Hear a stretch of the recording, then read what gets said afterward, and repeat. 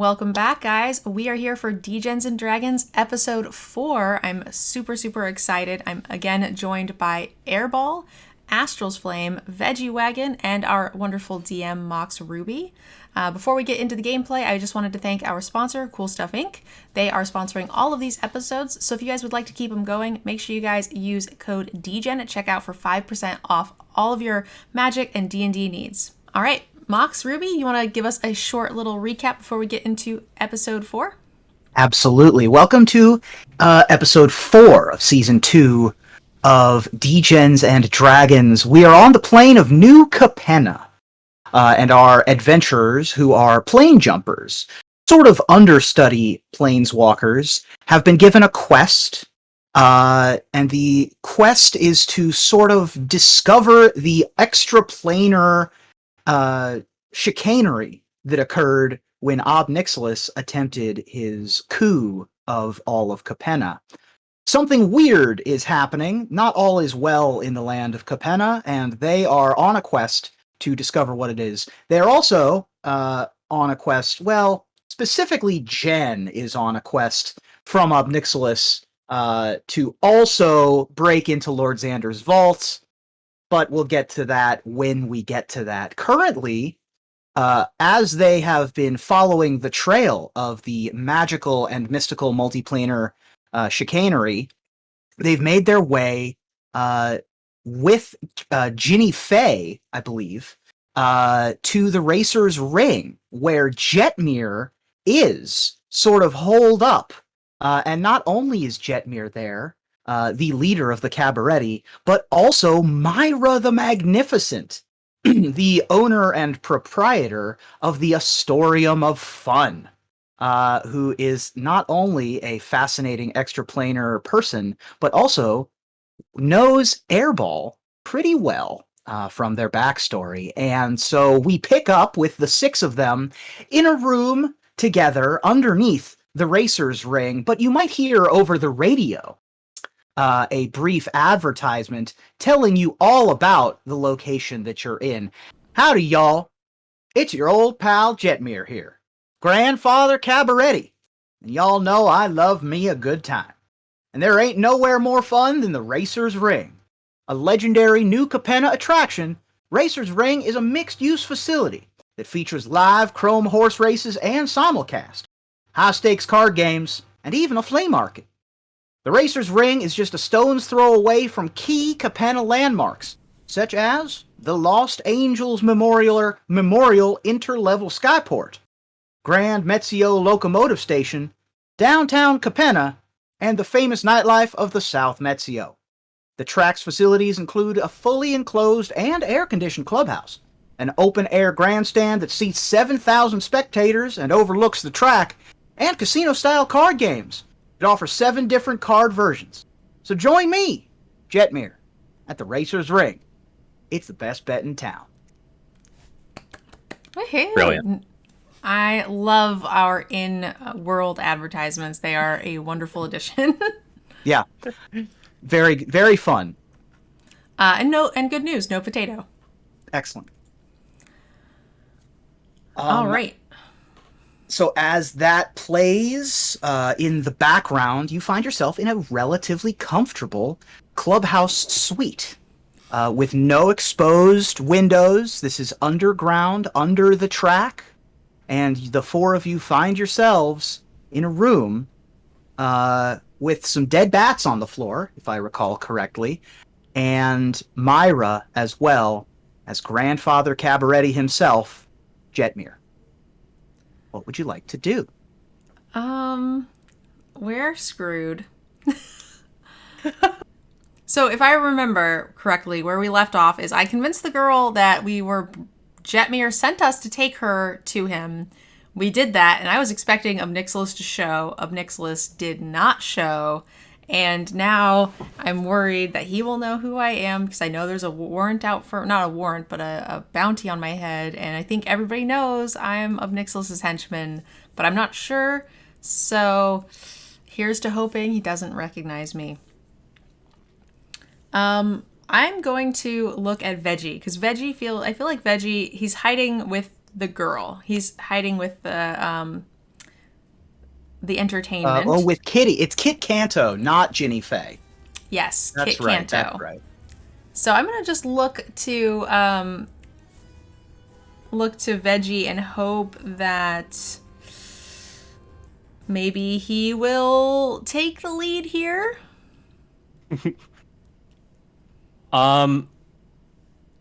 Yeah, so Gustav is definitely going to look back and just go,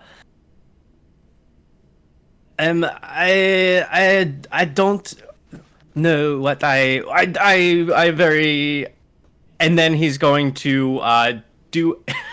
Collect yourself, son. Get your words together. Stupid.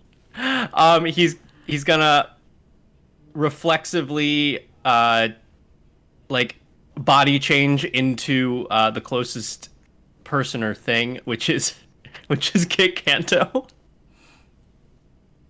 Nice. So it's not a great replication. Are you using disguise self, or what ability are you using? No, it's just not any particular ability. Like this is not a good got it. Okay. Like it's just like it's just like a weird little like nervous stress reflex.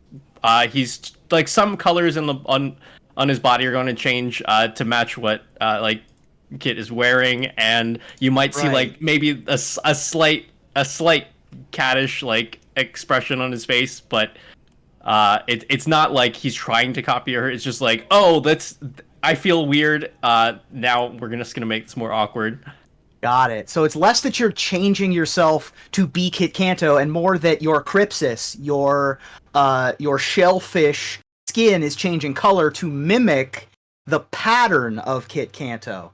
So it's like when you have a corgi that's mixed with a German Shepherd. It just looks like a corgi cosplaying as a German Shepherd. Yep. You just look like bad camouflage, like, or maybe it's like the original PlayStation Hagrid, where it's just like a wall and then a face on it. It doesn't look good. But you do this as your reflexive nature, and Jetmir's trying to calm you down as you do this, and he goes, "Oh shoot, dang, that's a cool trick you can do there, son. You all right? You gonna be? I can still see you. I don't know if you know. I can still tell which one's which. It's gonna be all right. Calm down. Collect yourself." Yes. All right, and he's gonna collect a little bit. Some of the color starts to fade back to his original self, and he'll say, yes, that was just how my people like to greet you. Yes, of course. Hello, and it is nice to meet you, Mr. Cat. I mean, everybody knows who I am, buddy. It's all right. Don't worry about it. I understand I'm a bit of an intimidating presence, but you're in my house. You're in my establishment. So, no, while you're here, unless you mean me harm, no harm is going to come to you. So calm yourself down. Everything's going to be all right. Get yourself a glass of whatever it is you drink, and let's hash this out. Because y'all showed up at my panic room, and somebody tried to kill me a couple hours ago, maybe a day ago or whatever. So, everybody chill out. Everybody, let's start with some introductions. Hi, everyone. My name's Jetmir. I'm the Nexus of Revels. You might know me as Grandfather Cabaretti. My face is on the sign out front. This is my compatriot, Kit Canto, the premier soprano and alto in all of Capenna. And Kit gives a curt nod and curtsy. And this is my friend Myra. Myra is a purveyor of carnivals and games, and we were having a bit of a meeting after the excitement of earlier in the evening.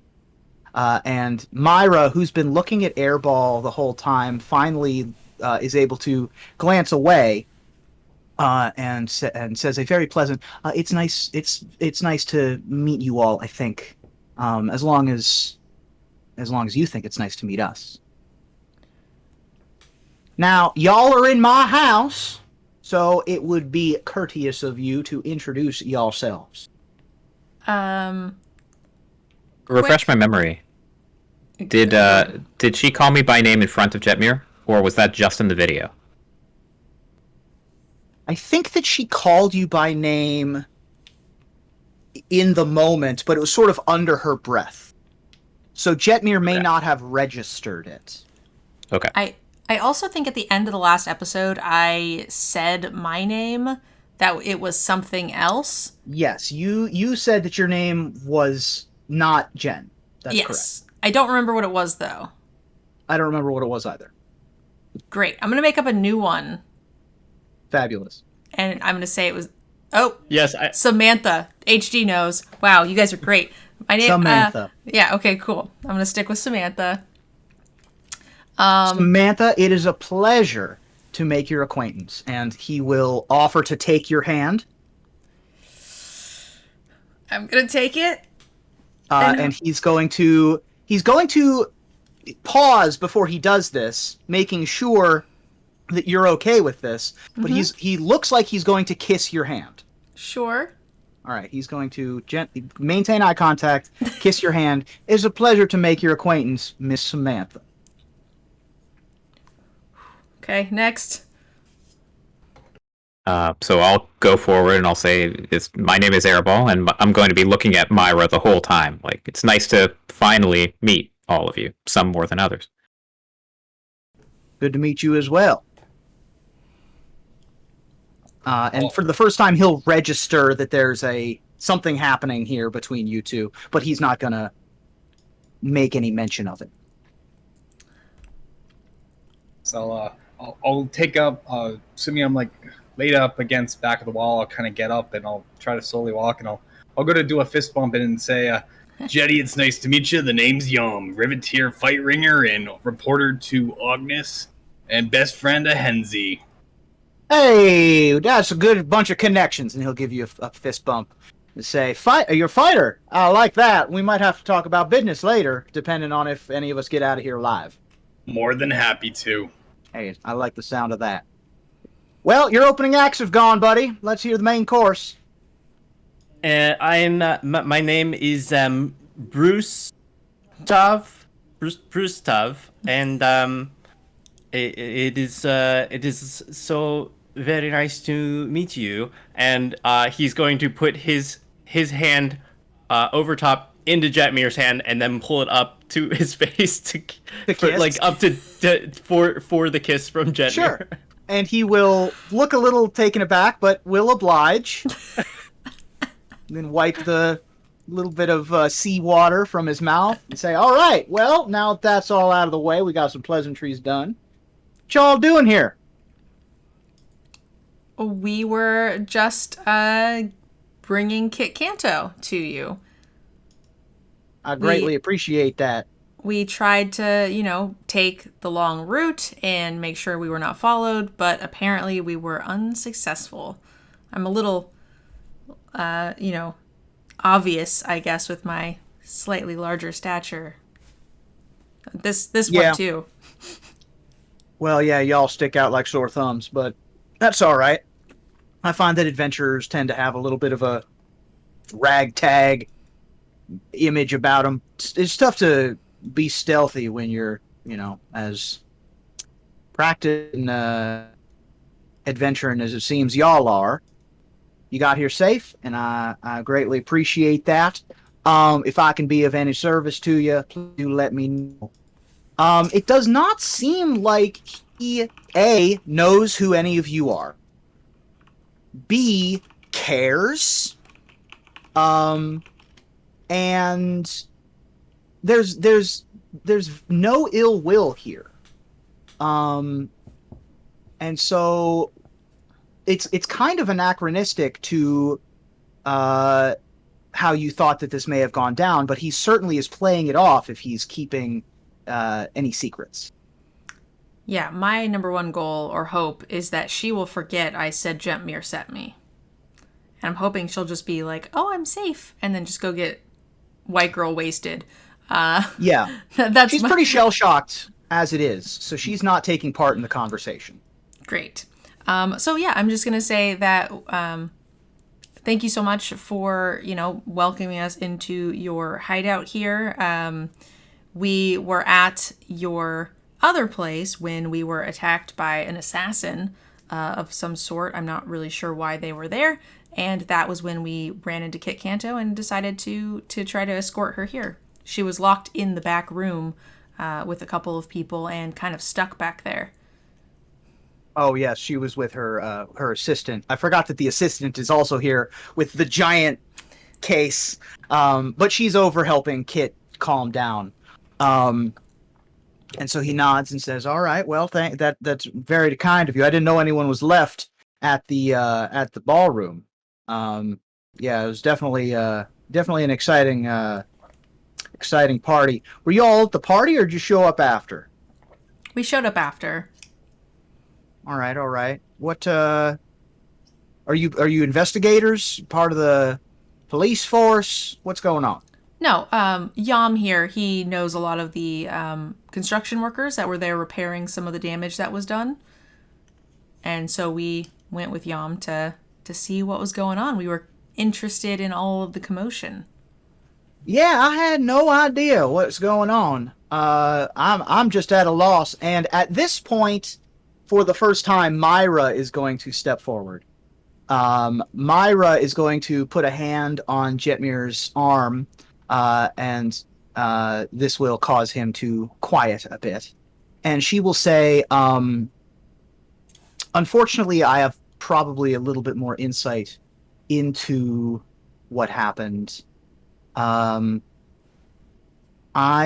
am sad to say that during the fracas, whoever started it, I didn't really see who attacked us or what was going on, but the defensive measures that we had in place triggered, which are good, protected me, protected Jetmir, but something else changed. And I've noticed that there is some difference in my people and in my in the Astrotorium since I've come here. And it seems that they took the opportunity of the chaos to make their move as well. And so while I'm away, I think that the Astrotorium has been put under new management, so to speak.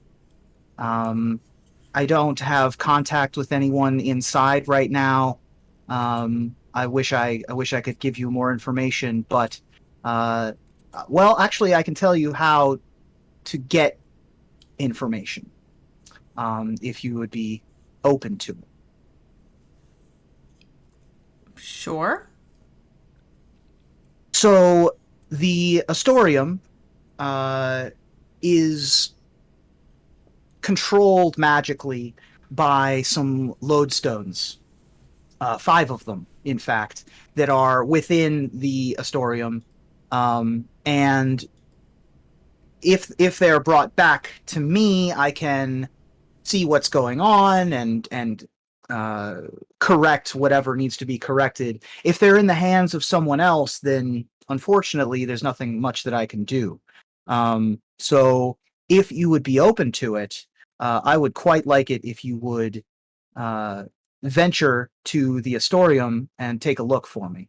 I mean, I have no idea what the Astrotorium is. Airball, Yam, Veggie, do you guys know anything about that? I was just here bringing Kit Kanto back. Never heard of it. So I'll ask Ruben, what do you think? Obviously, I have some history with the Astrotorium, but I don't remember it. Is it possible there's some latent knowledge of it, or am I just... I would say that there's probably some latent knowledge. Let's do a flashback scene to your days at the Astrotorium. How does that sound? Sounds great. Let's do it. We fade, wavy fade, to a beautiful, sunny carnival day in a pastoral, idyllic setting. The sun is shining, wisps of clouds are in the sky, rolling hills are in the background, and on the edge of a forest, there are big top tents There are carnival rides. There are trailers. There are booths set up full of games and prizes. There is the noise of children laughing, parents having fun, carnival barkers shouting through the air, and at a stage featuring an animatronic band. Some of the features of this band, one being a bear, one being a what appears to be a chef person. The band leader appears to be a clown, and off to the sides of the stage there are several mechanical people, mechanics. Some of whom are mechanical people, and one of those is Airball, sort of operating as a roadie for this band, who is performing on the stage. And they are playing all the hits in front of 100 spectators, mostly children with parents, and they're having a grand old time watching this performance. The performance wraps up, the audience claps and begins to file out, and the animatronics are sentient, and so they get up from their seats and they move from their spots and they begin to come off stage. The chef who plays the drums walks over and gets their shoulder oiled, begins to complain a little bit. It seems like my shoulder is out of whack. I need to get it replaced, maybe. The lead singer, or the band leader, the clown, who you know is N Buttons, comes off the stage and says, "Well, that was another great performance, everybody. Well done. Make sure you get oiled up for the next performance. We're back on in 2 hours. I'll be in my trailer." And he wanders off, and other members of the band come over and ask for fixes and lug nut replacements and various things like that. I can't wait to find out what Airball's performance is. Yes. Yeah. So Airball, you are here. You are with the roadies, but you also perhaps have another job, if you so choose, within the Astrotorium of Fun. How do you view yourself in this place? I could see myself doing repairs on other robots, making sure that their neural nets are functioning correctly, doing repairs as needed, handling their lug nuts. Oh boy. So a mechanical bear person comes over and says, "Hey, I think I've got some gunk buildup in the side here. If you don't mind taking a look," and opens up a furry door hatch that exposes ribs of metal and wires. And you see quite a bit of dusty buildup like you would see in the back of a computer hard drive. Stuart, this is the third time this week. What are you doing that's getting you so gunky? I mean, I don't ask you about your personal life, man. I'm just trying to get through the day. All right. Allow me to blow you, and I'll take off the pneumatic pump from my arm and blow around inside of him. Perfect. And that makes a nice wind tunnel inside, gets all the dust, and goes through the air. And the bear takes a nice big inhale. Feels like I was made just yesterday again. Thanks again, Airball. Before you go, though, it's probably a good idea for me to run some tests on your neural net. We've been performing for a while. We've been at this for a while. I want to make sure nothing's degraded. There's no viruses or any signs of decay. Hey, anything for you. I get it. And turns around and opens a hatch on the back of their head and exposes the nuclear center of the brain of this mechanical being. Okay. And we'll connect to it, Borg assimilation, Battlestar Galactica Cylon style, and start running some scans and see if we notice anything out of the ordinary. Great. Go ahead and make an intelligence check and add your proficiency. This would be something I would call a technology check. But we don't really have a technology stat in Dungeons and Dragons. But if you did, you would certainly be proficient in it. So go ahead and make an intelligence plus proficiency check. Intelligence plus proficiency, so we've got a 23. Okay. Yeah, your scan brushes past all of the usual suspects. There are no viruses accidentally picked up. There are no Trojan horses hidden inside of the brain. There's the usual memory buildup of detritus and flotsam that happens when you write and rewrite and delete and redelete programs like songs and jokes and conversations, but nothing untoward within the brain here. With a 23, though, you do notice that, and you've seen this in many of your fellow compatriots, not everything in here is programmed. Not everything is code.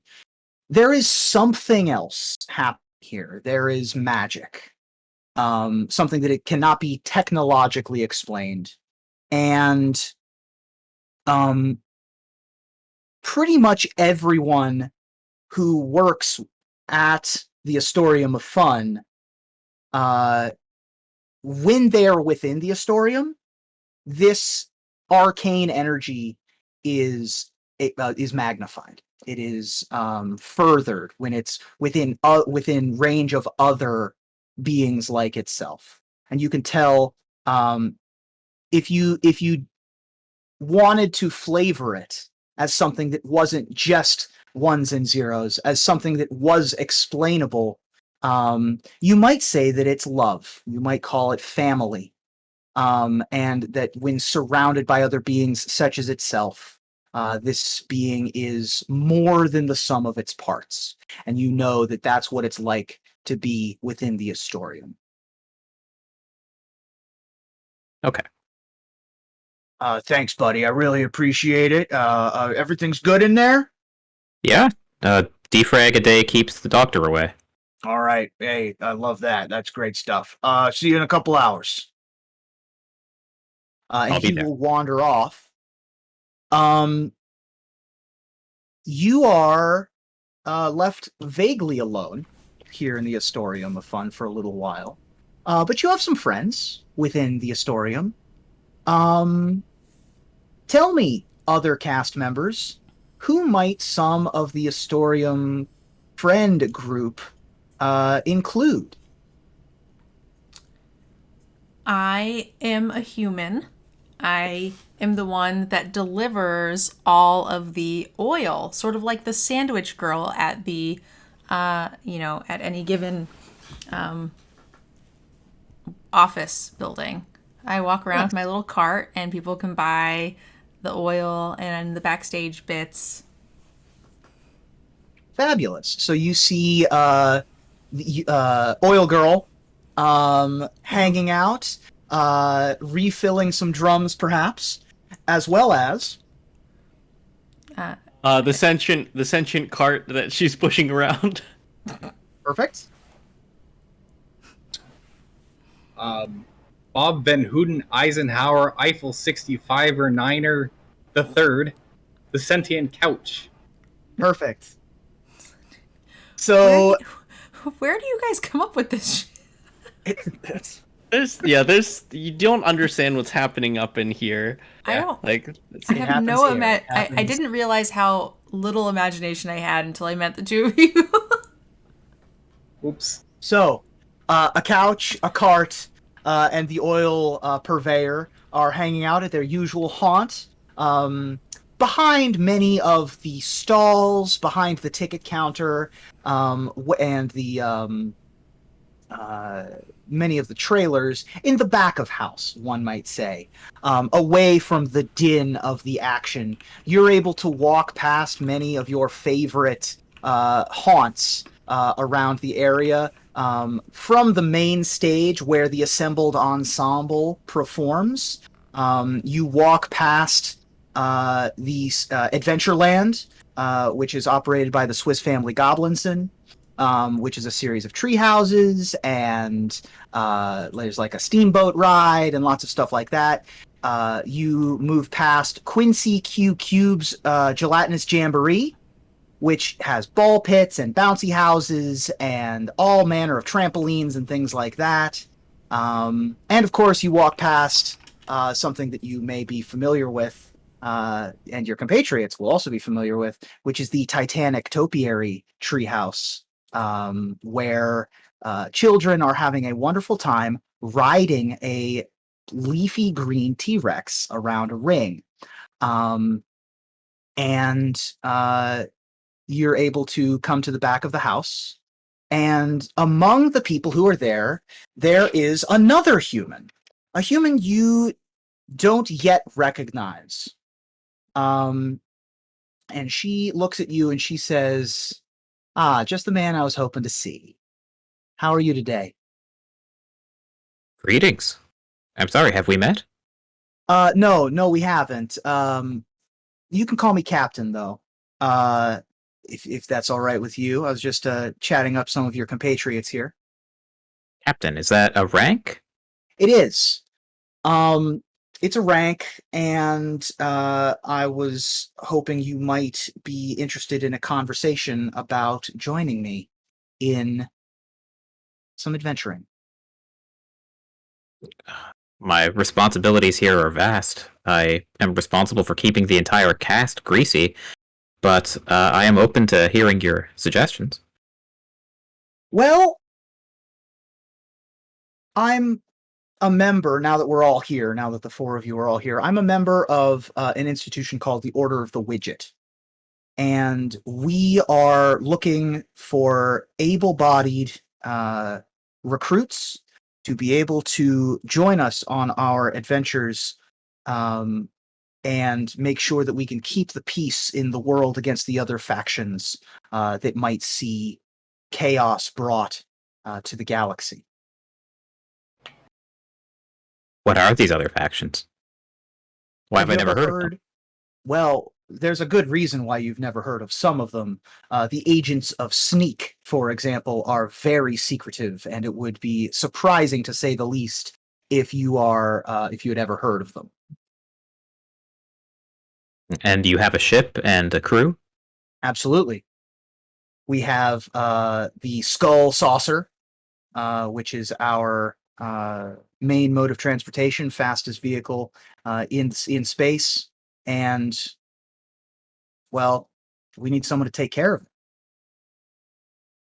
Keep its engines running. Take a look at it.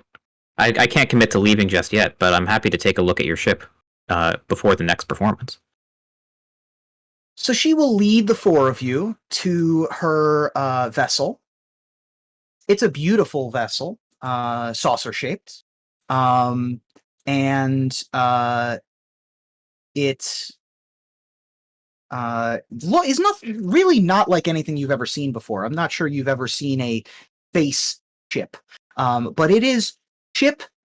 It is not ship-shaped. It is a saucer.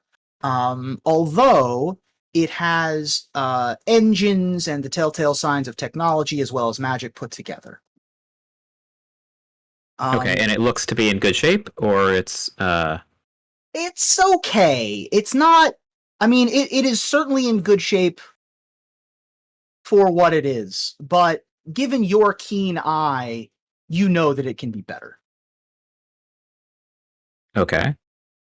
So I'll ask her then, what would the number one priority be for me in the next couple hours to fix? Well, our steam flogger has been malfunctioning recently. I don't really know exactly what the problem is. I'm not a mechanical-minded person myself. I'm management, you know. But if you could take a look under the hood and see what you could do, I would be most appreciative. And maybe we can have a conversation later about your future with us. Okay. I'll attempt to make the repair and see if I can access their diagnostic systems and maybe a few other things. Great. So you and with your supply of oil in the sentient cart with your helpers, you're able to crawl up into the engine and make. Go ahead and make a sleight of hand check for me. At advantage, because you know what you're doing. Sleight of hand check at advantage. We've got a 15. 15. Okay. Yeah, you can tell that there are some bits that are rusted. There are some bits that are definitely getting gunky. And you're able to begin work on cleaning those out. And while you're in there, Myra walks over and begins talking to the captain. She says, "Hello, I'm not sure. I know we've not met, but I recognize that you're Order of the Widget. I have many friends within the order myself." And they have a conversation that you can overhear, in which the captain sells Myra on the idea of hiring you away from the circus. And Myra knows you're there. And Myra looks up and sees you doing your work. And she has a look of pride on her face. And she smiles and she says to the woman, "Well, it would be all right with me, but it's ultimately up to him." And Myra walks over to you and she says, "It's quite the opportunity, Airball. What are you thinking?" Wow. Myra, we've been together for so long working on this performance. And there's so much magical attachment between everyone here. Do you really think it's a good idea for me to leave? The Astrotorium is a place for people who need a home. And not everyone stays forever, and some people go away and some people come back. And I think that it's good for you to leave and see what the universe is like. Someday. But if you don't want that day to be today, it doesn't have to be today. But it's a home for people who need a home, and I encourage you to be free. To be free to make your own choice and make your own decisions. But if I leave, who will take over the production effort? And who will keep the 5 backstreet robots working correctly?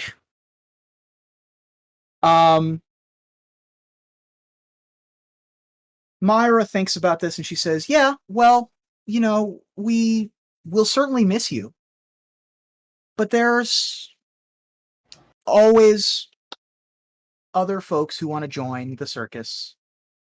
Other helpers from other departments, the Ferris wheel gremlins could pick up the slack. Some of the vampires that work underneath the tilt-a-whirl can maybe work a day shift if we give them enough sunscreen. So we can make it work. Okay. Don't worry about us. I want All right. the best for you." Okay. Then I think I'll go, but make sure that everyone knows when I leave that the optimal temperature on stage is 98 degrees, and they have to keep themselves in sync with each other at all times. And that's all the references I have. I'll go. We love you, Airball, and the Astorium will always be home for you for when you want to take a break from adventuring. And we will fade back into the present, and that memory is with you as you and Myra are in this conversation together. For the first time, you've seen your old boss, who is like family to you, and a place that you once called home appears to have fallen into some sort of disrepair. I think I'm still reluctant to have that conversation in front of Jetmir, though. Okay. I would like to find some time alone with her, but I don't think I'm ready to do that yet.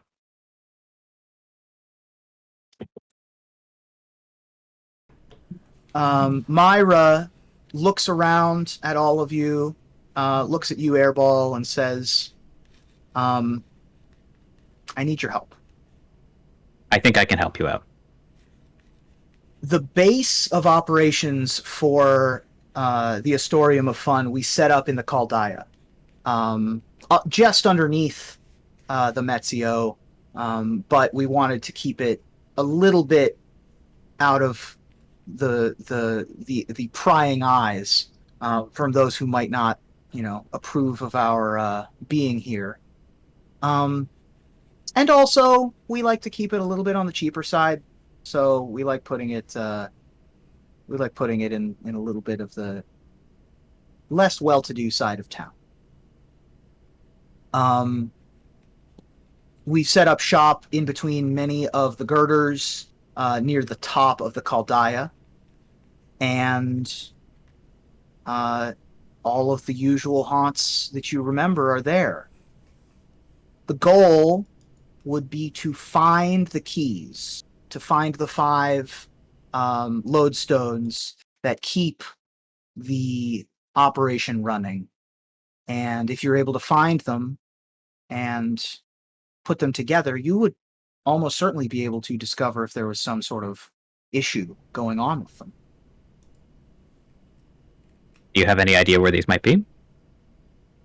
Well, we usually keep them in the 5 corners of the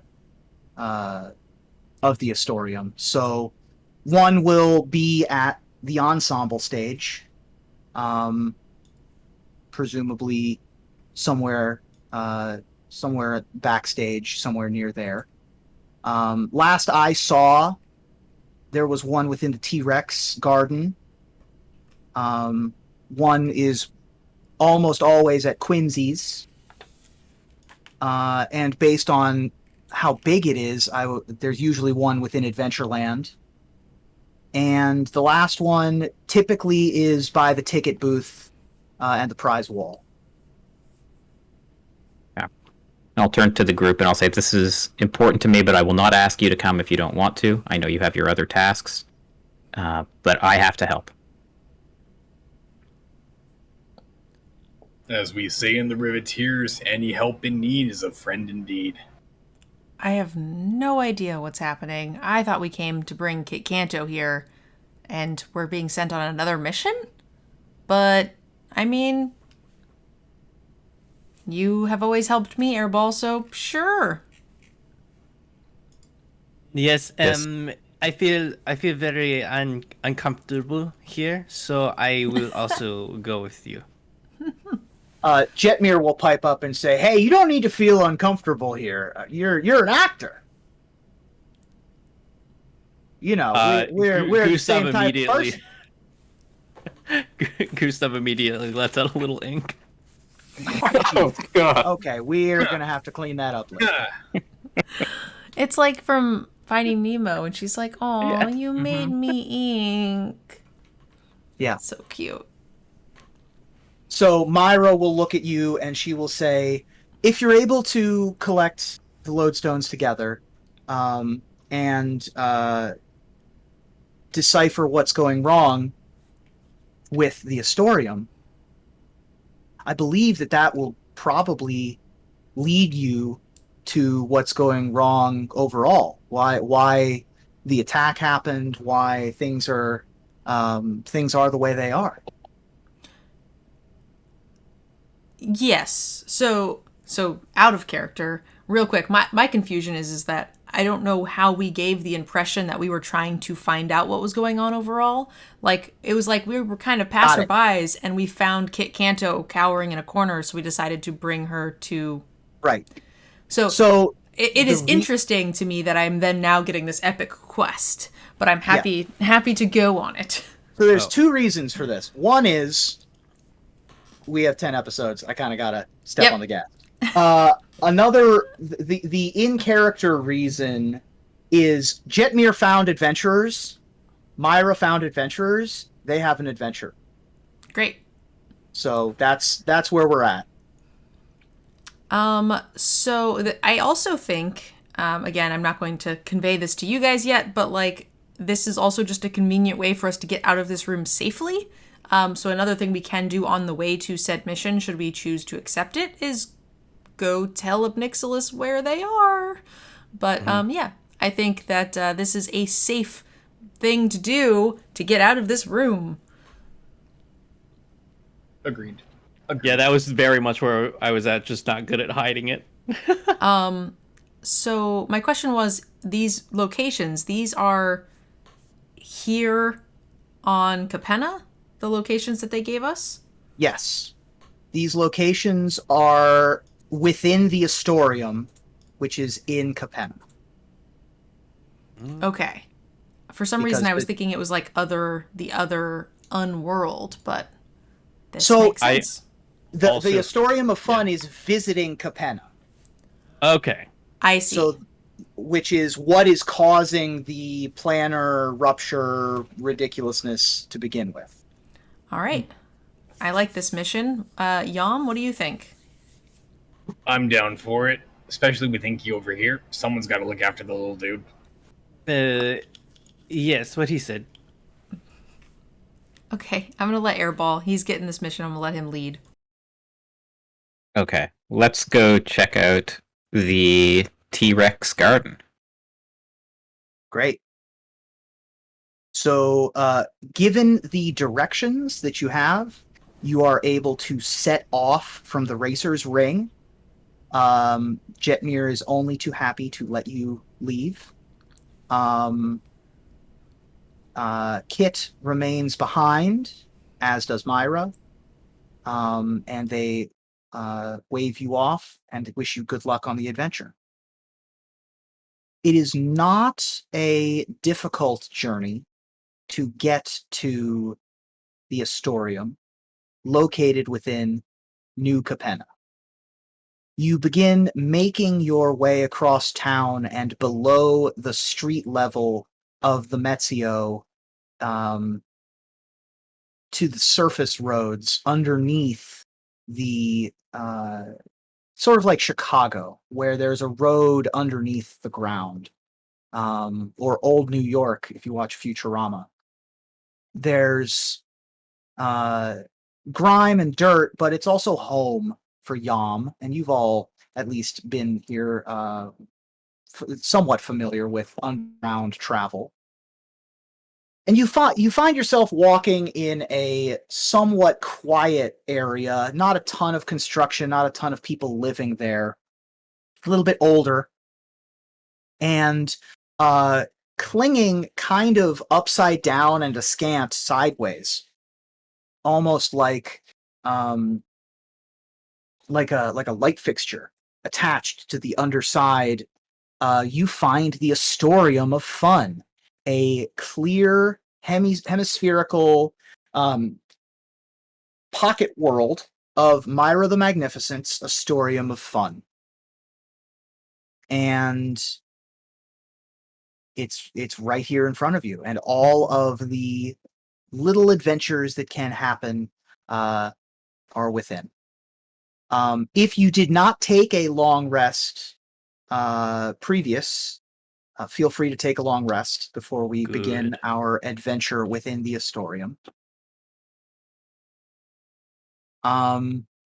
And you are able to make it up some rafters and some scaffolding to the entrance, and once within the Astrotorium, you are part of the artificial gravity here. And you find yourself walking on the floor of what you are within the bubble, but if you look past the bubble, you can see deeper into the Chaldea, as to an outside perspective, you would be walking on the ceiling.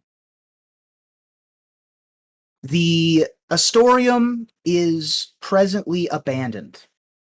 There are no signs of life presently seen within the Astrotorium of Fun. However, you do hear vaguely over some loudspeakers, some of the... In addition, you also hear like creaking of the log, the sort of Viking ship ride, the swings of the Ferris wheel, and lilting over the silence, you hear a familiar tune in the background, which sings, "Myra's is the place to be. It's the most magnificent for you and me. Myra's is number one. Astrotorium of fun for everyone." And it plays a little bit crackly, a little bit not perfect, but you can hear it from the loudspeakers as you walk past these abandoned stalls and empty rides. Over the main thoroughfare past the ticket booth, you walk past some of the smaller rides and attractions on the way to the Titanic Tyrannosaurus Topiary Treehouse. You arrive, and it is a round, sort of fenced circle, a post in the middle, and there is a rope leash, and there's a large empty collar sitting in the middle of the circle, where presumably a T-Rex would be, but is not here. What would you like to do? So I walked past a T-Rex in my flashback. Yes. Would I have been able to identify that T-Rex as the same one that we fought earlier? I would say, if not the same, certainly a replacement T-Rex. You are not... I mean, it would be the T-Rex who would be here. Okay. So probably not much danger. Then. Sure. What's the nature of the thing that we're looking for again? Like, they were keys? They were something like that? So they were described as keys, and they were described as lodestones. You probably have seen these before. They are a collection of sort of bocce ball-sized spheroids. And they're probably about 4 inches in diameter, and they are... there's a white one, there's a blue one, there's a black one, there is a red one, and there is a green one. And these are the magical lodestones that, when gathered, hold this place together. Okay. Oh, I see what you're going for, like Power Rangers. Yes, very Okay. much so. Okay, so there are 5 locations. Should we find the first one so we all know what they look like and like how they were hidden or whatever, and then we break into groups of 2 to try to grab the others? I think that's a good idea. Jen, if you need backup, I can go with you when we split. Great. Although the only thing to that is you and I are the tanky ones, and they're both the squishy ones. So maybe you and I should be walking in the front of both groups. I think we can take the front and then do an easy split when we know it's safe. Sounds good. Airball, where do you think this first magical key doohickey is? Well, normally, if my memory is from the flashback is correct, it would have been around the top of that pole in the center of the ring. Yeah. It seems reasonable to me that it may have fallen down and rolled away somewhere. So let's walk up to the center and see if we can find any visual evidence about where it may have gone. Can we see the top of the pole and know that it's not there? You can see the top of the pole, and you can see that it's there. It Oh, is that it's there. there. Oh, okay. I'm so is good there. at this. Okay. You're good. No worries. You just predicted what my thing was going to be, and so I was surprised. Atop the pole, it is about a 20-foot tall pole. there is one of the lodestones, like a beacon on top of the pole. Who has the best climb? I have a bit of an idea, actually, that may not involve any climbing. Please. They used to call this the drop and stop back in the day. But, hey, Gustav, how's your aerodite? How can you fly? I am not usually the flying type. Perfect. That's what everyone else always says. I'm gonna just kind of go to grab him around and just kind of explain the situation. So this is gonna be a 1, a 2, and then you're gonna say 3, and in like magic, you're gonna act like practice with me. We're breathing exercises here. Deep breath in, let it out, and you're gonna go. Right? Wait, why would I? What if I do not say 3? 3, got it. And I'm gonna. Perfect. Go ahead and make an athletics check at advantage.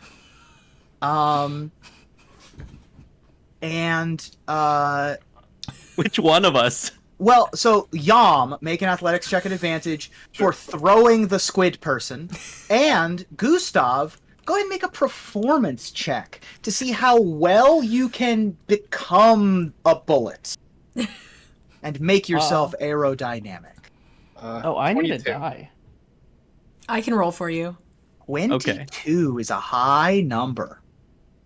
And Gustav, is Gustav also at advantage? Yes, Gustav, go ahead and be it. Because of the coaching, you guys are like in sync together. It's perfect. Although in sync is supposed to be on the other stage, but you get it. So Bye, Veggie. there we go. Perfect. Veggie got a 10 and a 21. So over 27 a 20 for both of you. You are very easily able to Gustav Ball special throw Gustav up to the top of this pole. Gustav, you see the lodestone as it was described to you at the top of the pole. And now I'm going to have you make a grapple check. Ooh, okay. Which I believe normally would be at advantage. Okay. But because you're going 35 miles an hour, Yeah. I'm going to cancel out that advantage. I think that's fair. You're just going to do a straight roll to see if you can grab onto this thing. Yeah, what do I add to that? This would be acrobatics, athletics. We'll definitely take the acrobatics. That's a +6 at least. Okay, so you get an 8, which is not a failure, but it is not a success. You are able to knock the ball off of its kilter. You are not able to grab it. The rest of you see the lodestone begin to tumble off of the top of the pole, and also see Gustav begin plummeting back towards the earth. I'm going to try to catch the orb ceiling. and not Gustav. I'll go for the dive on Gustav. I too will try to catch the orb. Who's doing what? Orb. Great. Orb. Gustav. I will be falling. Great. Gustav, you are at the mercy of your compatriots here. I'm going to have everyone except for Gustav make a dexterity saving throw to try to catch the thing they're trying to catch. So, is it just plus your dex? Dexterity saving throw is plus your dex, and if you have a bonus to your save, then you add, or if you're proficient in that save, then you'll add your proficiency to the save. I believe for paladins, you do not have a dexterity proficiency in your save. Great. I got an 4. 8 trying to catch the orb. Only a 4. Goodbye, orb. 4. 13 for Gustav. Okay. So, bad news and worse news time. God. The bad news is, Gustav, you are going to take some falling damage. and it's only 5. You're going to take 5 falling damage. As Yam is able to help you not completely beef it. The worst news, we got an 8 and a 4. Yep. The ball falls and cracks. So it is damaged. Is it something that I think I can repair? Probably. Not here. Not with what you have in front of you. Unless, well, tell me, what would you do to repair it? Well, I know that I was responsible for repairing the Backstreet robots back in the day. I know where their pit stop would have been. I can probably take it there and find more specialized equipment. Okay. I would say that that is a reasonable thing for you to do, but presently it is cracked. Okay. One down. But yeah, you have the T-Rex Gardens orb, which was the whitish yellow orb. Okay. Okay, well, I guess that's 1 down. Do you guys want to split up, or should we travel together? Split up for more ground. Let's Alright. split up. I think I am going to go with Gustav. I feel like he might be safer with me. Yeah, I also he's probably not going to take another throw. So Fair. Gustav and I will go to the Swiss Family Adventure. Okay. The Swiss Family Goblinson Adventureland is very easy to be seen from here. There is a sort of like a mixture between a steamboat and a spaceship that sort of rings around a little island that has fantastical trees with rope bridges connecting them. There's a little bit of a stand that probably sells food and drinks and souvenirs and other attractions. It is dark and dense in trees in there, but that is where that attraction resides. Okay. Do you guys want to just do one scene with us two and then the next scene with you two? Sure. Yeah, sounds good to me. All right, Gustav, let's go. Where do you think they would hide this orb? So what do we see? A ship boat. So as you approach the area, you see a place that is designed to look like a sort of like a forested island that not necessarily a deserted island, but a forgotten kind of island. It is overgrown. There are paths, but it is densely foliated with bushes and trees, and it's very difficult to see deep into the darkness of the woods. Around the Adventureland, there is a steamboat slowly meandering its way, the wheel on the back slowly turning through the air as it churns around the island. There's a tire swing hanging off of one tree. There are rope bridges connecting the various trees.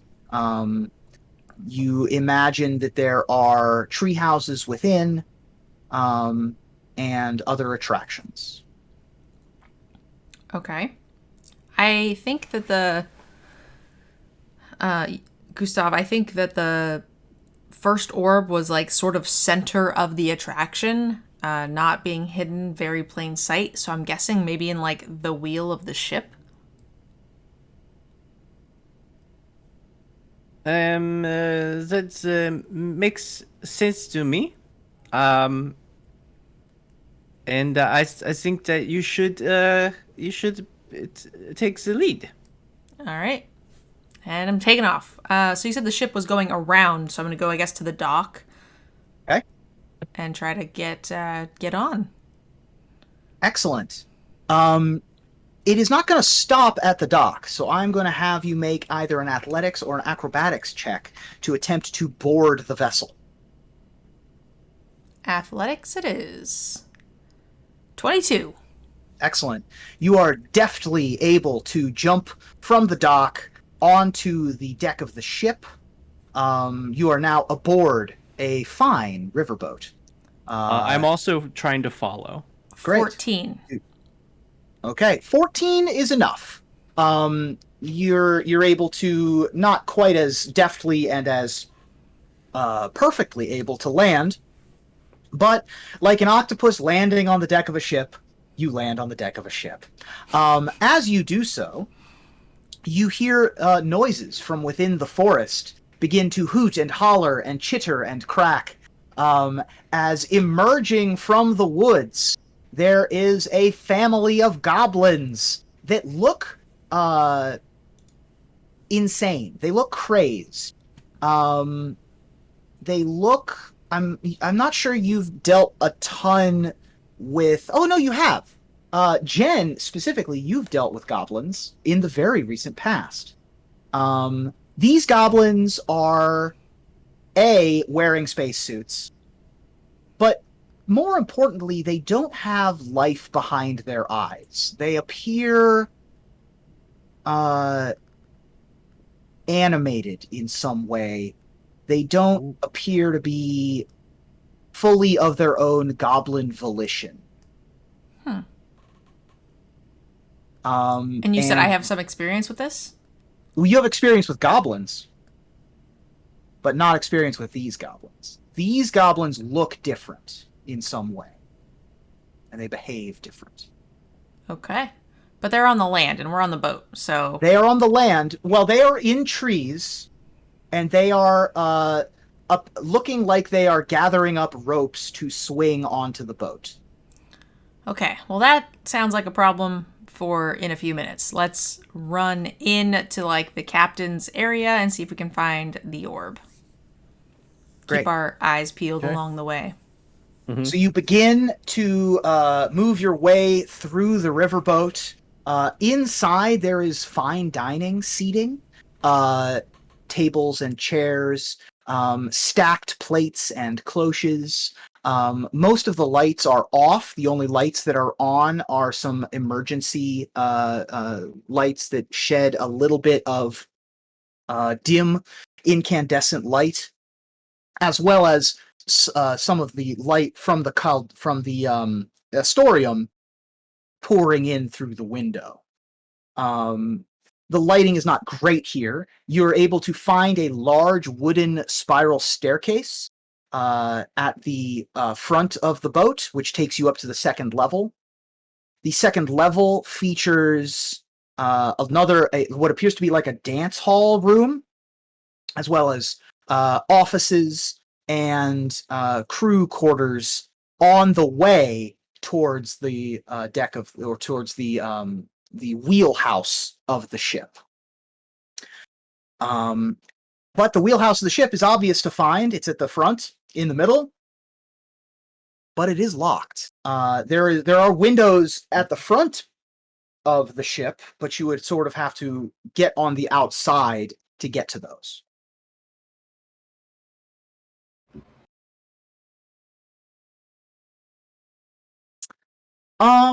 It's a wooden door.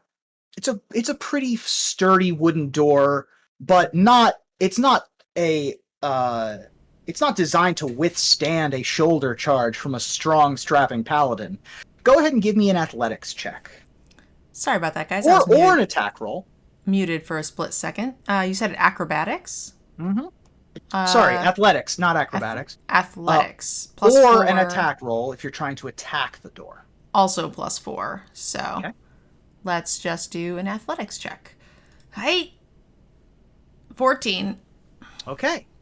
Not a super strong door. You're able to shoulder the door open and the door lock cracks, and you're able to shoulder your way in and look onto where the captain and the crew would be driving the ship. It is listing aimlessly as no one is currently here. As you look around, you look and see a ship wheel. You see many levers, you see many buttons. And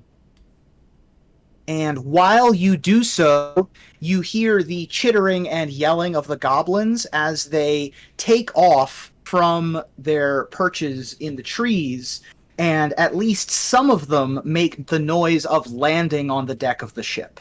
Ooh. So I'm going to draw my sword. I'm going to tell Gustav to go in and look for the stone, and I will defend the door. Great.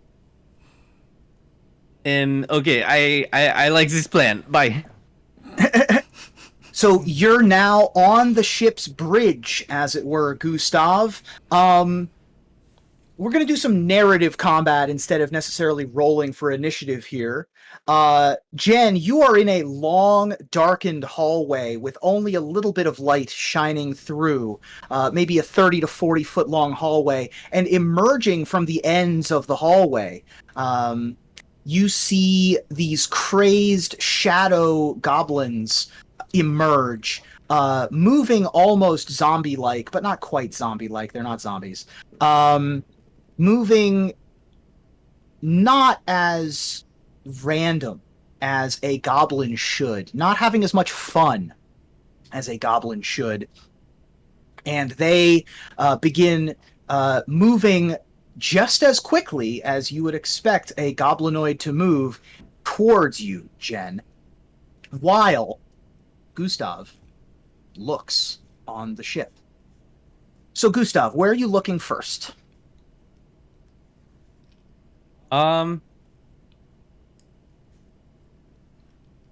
What is closest to me? So as you open the door, right in front of you is the steering wheel, steering column. There's a board of buttons and levers, and there are a couple of chairs to the left and right of the steering wheel. That's what's in your immediate as you look into the room. Okay. I'm definitely going to go immediately over to the like control panel-y thing with the levers and buttons, and see if I can, if there are any labels or anything like that. Sure. Easy enough to read. There is a left, right, up, down, and altitude control as well. There are buttons for turning the engines on and off. There are controls here, it seems, for headlights and some sort of rig mechanism for like a crane out in the front that you can see. And that's what's labeled. So you said that's what's labeled. Does that mean there are things that are not labeled? Yes, there are many buttons and many levers that have unknown purpose. Those are the ones that I'm going to touch. Okay. You're just going to start hitting buttons and pulling levers? Yes, nothing with a label. Great. Meanwhile, in the hallway, as the goblins are coming after you, music begins to play. Calliope music. And for those two of you who are not on the ship, you perhaps see bubbles and rainbows emitting from some of the steam columns. You also hear the sounds of something beginning to move deep within the bowels of the ship, and it shakes the boat slightly. But the goblins that are coming in your direction seem nonplussed by this, and they skitter, some on the walls, some sprinting full speed directly at you, Jen. You are beset upon by a large goblin in the space suit. I believe that you were waiting for them to be here. So if you'd like to take the first action, you may feel free to do so. I was. They looked crazed and like they're going to attack me, correct? Yes. Great. Then I will just attempt to hit them. Great. And I had my sword ready, so hopefully we can not get swarmed. 17 to hit. 17 will hit. I will not do my fancy strike, but we will do a d10 plus 2 for 11 damage. Okay. This front goblin takes 11 damage with your longsword, and immediately is sort of cleft in twain. It is no more. It's in two pieces on the floor. The other ones seem entirely nonplussed by this. They are continuing to act rabid, and one of them is able to get within swiping range of you. Okay. Probably not going to hit. 16. Yeah, they do not have a +9 to their attack roll. So the first goblin takes a big swipe at you with some claws, and it is unable to hit. But next round, 3 of them will be within range to strike at you as you stand in this doorway. Okay. I'm going to make a stand. I need to get by Gustav as much time as I can, so I will just take another swing at the one that is already in range, I suppose. Okay.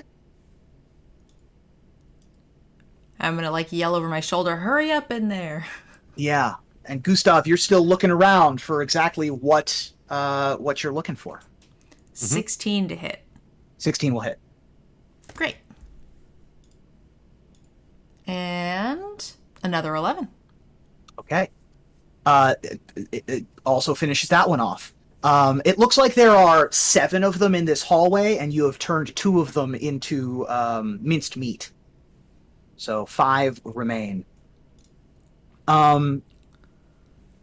While you're on the bridge of the ship and you've pushed some buttons, you have not identified anything perchance that signals to you that it is the lodestone. What would you like to do? I'm gonna check out the wheel. Okay. Make an investigation check for me. Okay. A 4 total. Ooh. Looking at the wheel, does not seem as if there is a lodestone here. All right, we spin it. Okay.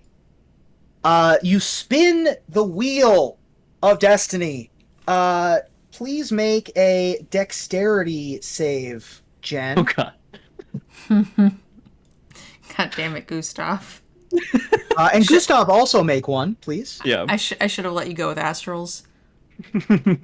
Oh, what's up? 20. Not a natural. Okay. 20 succeeds. You're able to keep your footing. One of the goblins falls over prone, but they are still up in your grill. And then how's Gustav's save? 11. 11. Okay. Gustav, you fall over. And you are scattered to one side of the ship as you fall over. Jen, I'm going to attack you a couple times now. That's a miss. That's a miss. That one's a hit. Okay. 20 to hit you. Yes. Armor class 16. Okay. They are going to hit you for 4 slashing damage as they they take their giant claws, which are elongated and alien in some way. They feel unnatural, as if something has changed about these goblins, and they slash into you for 4 damage. Okay. Gustav, sorry? I just said okay. Yep. Oh, and now Jen, it's your turn. All right, I'm gonna take a swing at another one. Okay. There's one prone on the ground if you want advantage. Otherwise, just a regular old attack. Prone on the ground, I guess. Okay. Sure. So I Go ahead and rolled roll with a advantage. 12 and a 10. Okay. Those are not going to hit. Okay. Got him out of the way. Got him out of the way, as that one is on the ground but skitters unnaturally out of the way, almost like a cockroach you're trying to step on. Gustav, you are scattered as well, and now you're on the floor. Go ahead and give me a perception check for me. You rolled a 9, but I don't know what your perception is. +3. Okay, so a 12. Looking around the room from this perspective, you do not see a anything that looks even remotely similar to what you saw at the T-Rex garden. It would either not be on the bridge, or it would be hidden somewhere on the bridge. But it is not within eyesight. Let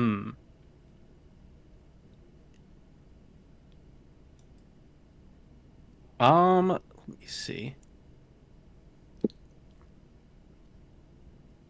You can see this, of course, because there's light pouring in all the way from, you're on the bridge of the ship. The windows go fully semicircular around the front of the ship. Gotcha. Can I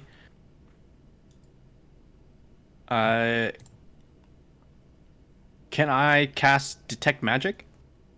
Absolutely, you can. So you cast. Lead with that. Well, there you go. You cast Detect. There were buttons. Right, there's buttons to push. Why not? And also, if it was just here, listen, it's fine. Right. So you cast Detect Magic, which has a range of. Has a range of 30 feet. Great. You do not detect the orb or any magic other than yours and your compatriots within any range of you. In fact, there appears to be a lack. There's like a vacuum of magic around the goblets in the hallway. Oh. Sort of a negative space of magic. Not even none, but a lack, just a complete black hole of those goblins in the hallway. But you do sense the magical essence about 5 feet out in front of the ship from the room that you're sitting in. And when you look out the front of the window, there is a flagpole sticking out at a 45-degree angle from the prow of the bridge that you're sitting in. And on the end of that flagpole, there is a green orb. Oh.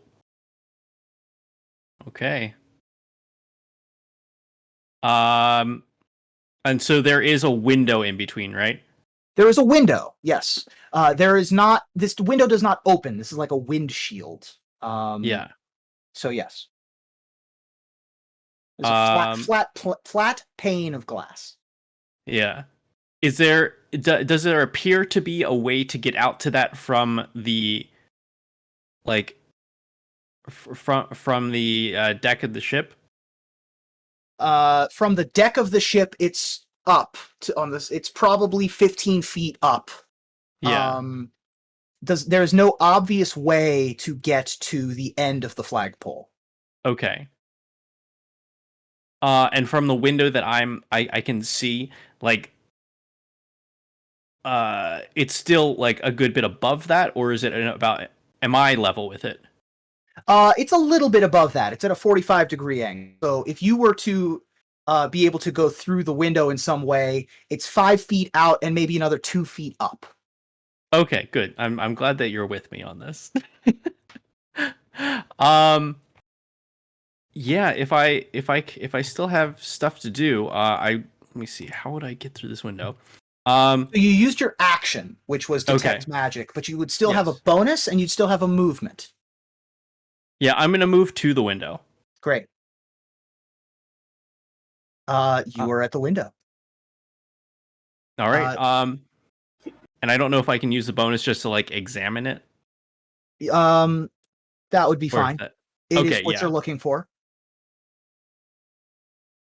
Back to my bad guys. They're going to attack Jen in the hallway as they begin swarming even harder. Although you're in a narrow hallway, so they don't have a great reach at you. And one of them is going to roll a 17. Okay. I rolled better on damage. That's a 7. 7 slashing as they're able to sort of catch a little bit of your neck and your ear with one of their claws. It is your turn. There's a total of 5 of them. 3 of them tried to attack you. One ain't gonna do it, unfortunately. Oh. Well, one of them is on the ground, so you actually have advantage if you attack the one on the ground. Okay. 7 total is not going to do it.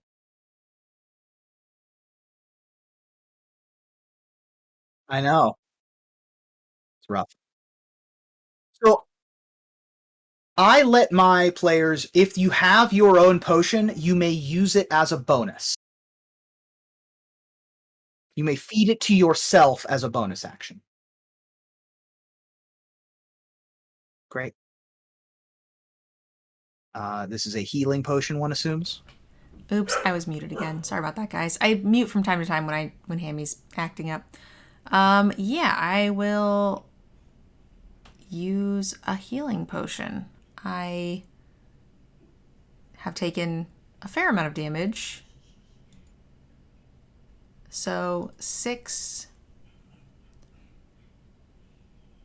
So I have 10 healing. So I go back to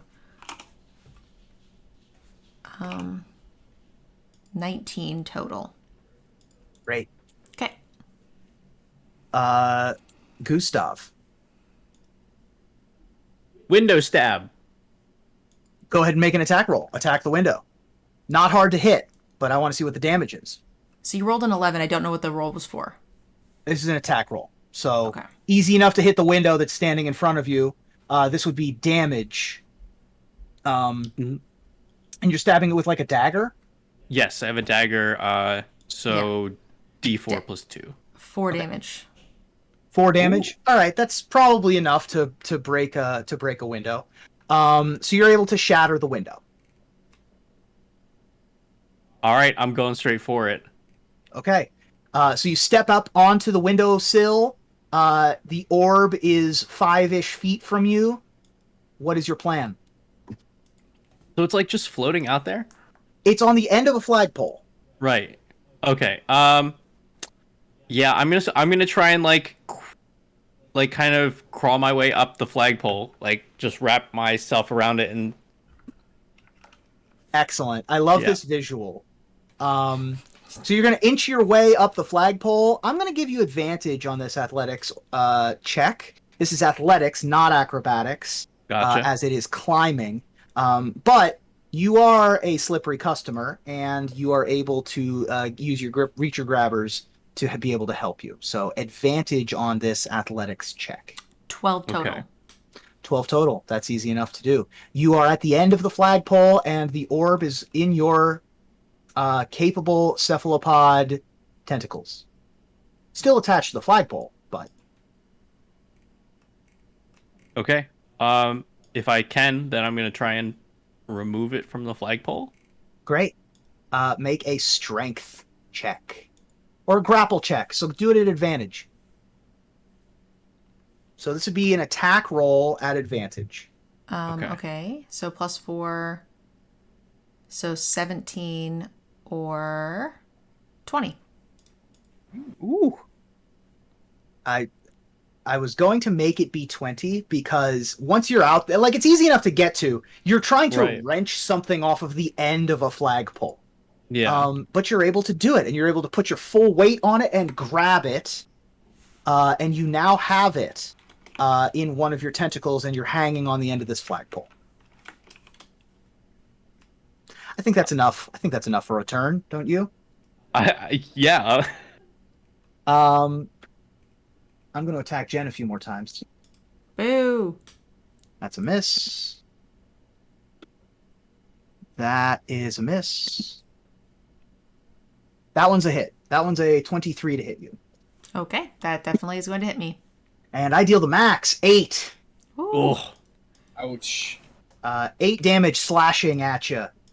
These goblins are sort of like clambering over each other to try to get at you. They're not attacking you smartly. And your large swings with your sword, making them back up and reassociate where they need to be. They're moving kind of liquid-like in terms of moving away, moving back. They're ebbing and flowing with the pull of battle, but they're not attacking in any meaningfully smart way. But they are able to get a couple of hits in every once in a while. Okay. And it's your turn to attack. Am I still trying to go for the one that's on the ground? That's up to you. You also are in a doorway with a door that is broken, but it still has a door on some hinges. So that the option is there to try to close it. You can also cast any number of spells you have. You can try to move. I don't know what your thought process is here. Yeah, I think that like going into the door and trying to close it, like if they just overpower me and get into the room, they'll be harder to deal with it in this hallway. So we're just gonna keep running this back. I'm gonna try to hit the one of the ones that's standing and hitting me. Because the one on the ground's not attacking, right? Correct. Yeah, so it's let's sort of try getting trampled on. Yeah, and we are I think going to hit 19. 19 hits. Yeah. Phew. Okay. And oh god, minimum damage 3. This is not going well. Did you want to dump a smite into it? Yeah, that sounds like a pleasant idea. We will indeed divine smite for deals 2d8 on top. Oh my god. Okay, I rolled on the 10 I rolled a 1, on the 8 I rolled a 1, and then I rolled an 8, so I saved it. Okay. So I was like, oh no. So 10 more 12 damage total for both. Yeah. 12 damage on 4 dice is low, but you're able to kill the goblin. Yeah. And the radiant energy that comes off of your weapon shines in the hallway a little bit, and it casts the shadows away from these goblins, and you're able to get a little bit better of a look at exactly what is on their faces and what's going on in their minds. You look into their eyes, and they have no pupils, and it's entirely black sclera. There are voids where their eyes would normally be. And once again, they have no life behind their eyes. They have no... doesn't seem like they have wants or needs. They are moving not of their own volition in many ways. And they are just automatons in a lot of... in some capacity. But when the radiant light shines off of your weapon, you see that many of them are taken aback by this. And they stand back at this godly weapon being used. Okay. Good start. Gustav, what's the plan? I'm going to yell loudly. I got it. And then just start trying to make my way back down the pole. Okay. Like a talented stripper, you're able to slide back into the main cabin. Always and back up typecast. your compatriot. All right. Yeah, I'm just gonna head back out to where all the action's happening. Okay. If you want to attack, you can certainly do so. If that was the plan. Or tell me what the plan is. How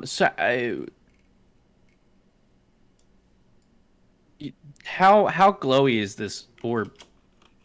The orb itself is not glowy per se. It shimmers with like a magical essence when you cast your detect magic. But it is just simply a perfectly round, opaque globe. Okay.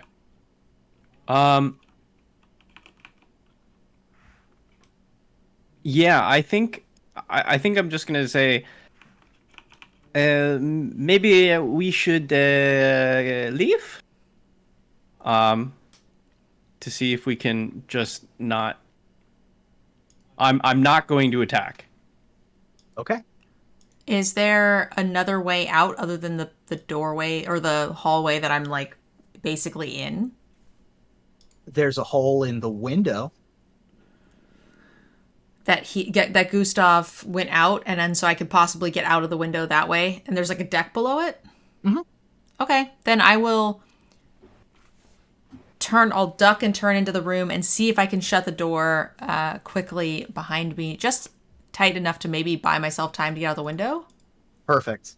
Yes. If you'd like to use the disengage action, you may do so, Okay. which means that my swipes will not be able to find purchase, and you are able to close the door behind you with no locking or latch mechanism. It is but a wooden barricade for the time being, but you are out of arm's reach. All right, I'm going to try to not jump out the window, but sort of like grab on and like go down and hold myself up and try to like drop down that way. Sure, make an athletics check for me. I have a little bit of that. 4, so that's going to be 9. Gross. Okay.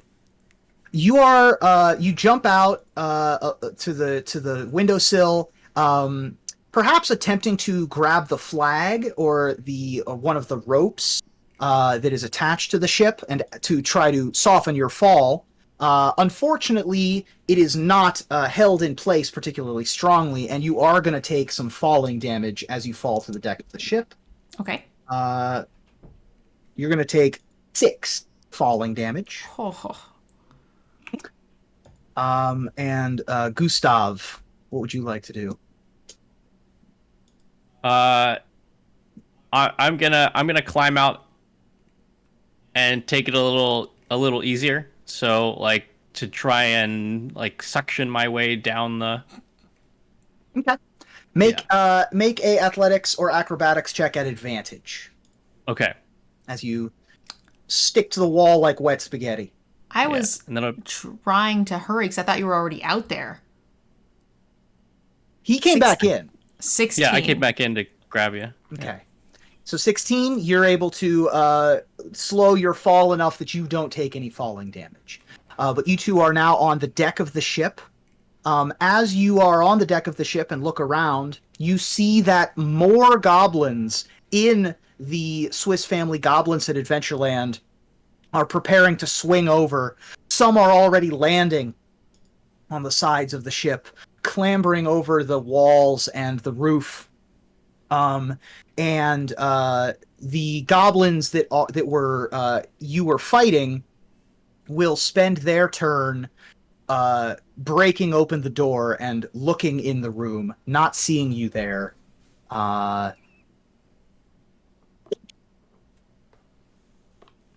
And not understanding where you went. Great. But you are now on the deck of the ship, and the rest of adventure, or the rest of the Astrotorium of Fun is just off of the port side bow. Okay.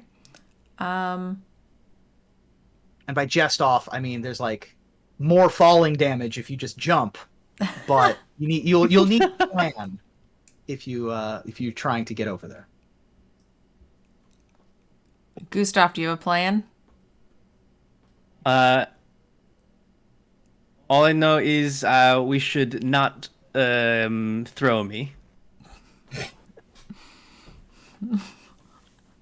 I don't know.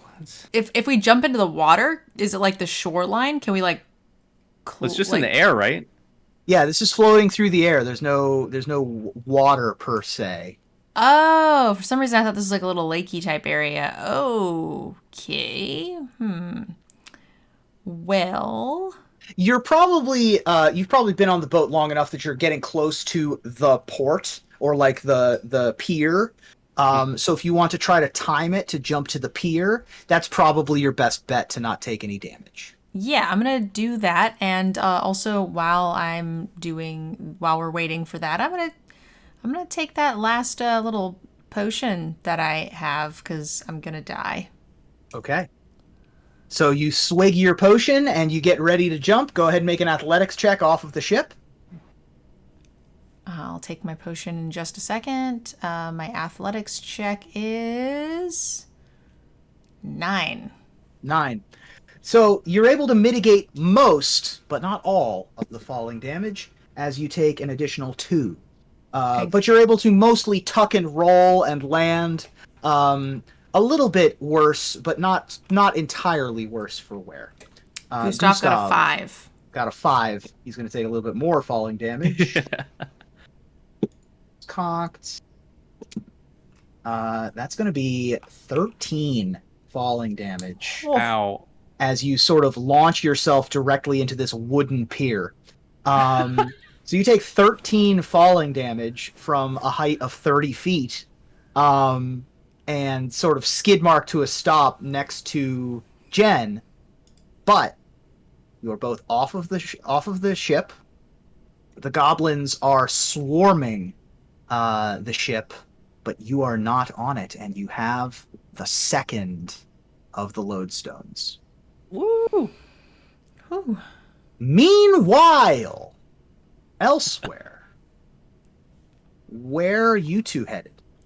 Real quick, guys, do you want to take a quick break here? I know we're about at an hour and 50 minutes-ish, so we usually aim for 2.5 to 3 hours, so this would be a little bit past the halfway point. If you guys would like to take a break.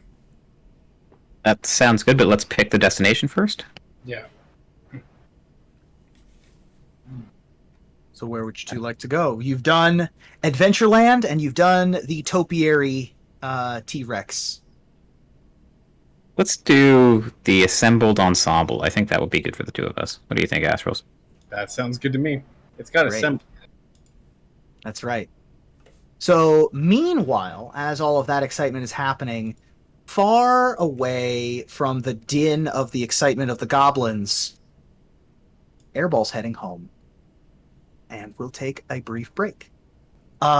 So, meanwhile, on a different side of the park, heading past some concessions and the various ticket booths, you approach many hay bales and sort of pop up, easy up tents and umbrellas to keep shade for those who sit and want to watch the main stage, whereupon the assembled ensemble is located. And when you look upon the stage, you in fact see many of your former compatriots. You see behind the drum set the chef. You see the band leader and Buttons. You see the bear that plays the bass guitar. All of them are standing there. However, they are frozen, like animatronics. They are not moving, not active. And you begin to approach. How would you like to proceed? With a bit of nostalgia, I'd like to just go on the stage and then embrace the creepiness for a little while. Look at all the stuff I remember. I'll see the instruments on stage, the keyboard, and I'll remember my favorite song from back then. "Quit Playing Games with My Hard Drive" was one of our greatest hits. And I'll walk up to each of my old friends in turn and see where and see if I can snap them out of it. If they give any indication that they know I'm there, their old friend. Sure. I would say go ahead and make an insight check for me. Okay. 17. 17. So you were able to walk up onto the stage unimpeded, and you begin walking around to the individual band members and getting as close as you feel comfortable to any of their faces. And they bear no signal that they are sentient or alive in any way. They are purely animatronics. You walk around to the various members, and they're all just fur and cloth on metal. Nothing signals to you that any of them ever have been alive in any way. They don't look like they're in pain. They don't look like they're in discomfort in any way. They just look like inanimate objects. And as you walk around the stage, you can look at each of them individually. And as you approach the band leader and Buttons, looking into the clown face, and he holds the microphone in one hand and his cane in the other. There is no life in the face of N Buttons. But as you approach and are within about maybe a foot or two, the band music begins to play. And the calliope, the fun carnival background music that you love so much plays, and the animatronics move in a very mechanical, animatronic kind of way. The drum player doesn't fully make contact with the drums. The bass player's arm moves in a metronome pattern and doesn't actually make contact with the strings. And N Buttons turns to you and says, hey, Airball. And Button, is that you? Do you know where you are? Hey, it's me, and Buttons.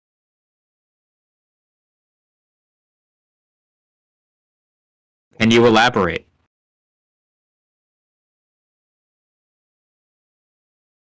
Well, we're here at the assembled ensemble, and we're here to entertain.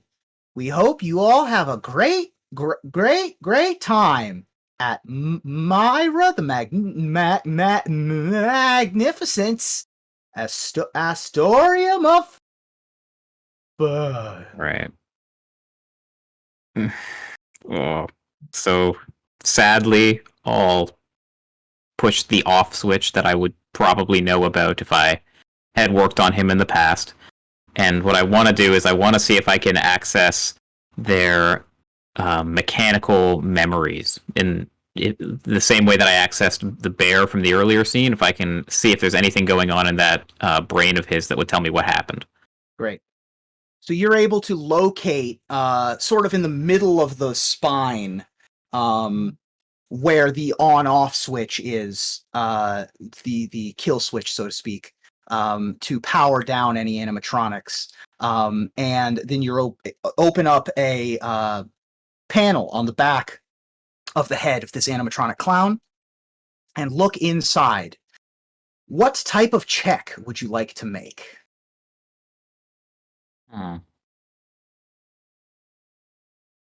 Or what type of skill would you like to use? What are you looking for? The first thing I want is just a visual check, which I think should be easy enough. But then after that, I want to see if I can download any video from before everything went to hell. So Okay. maybe an investigation check? Yep, go ahead and make an investigation check.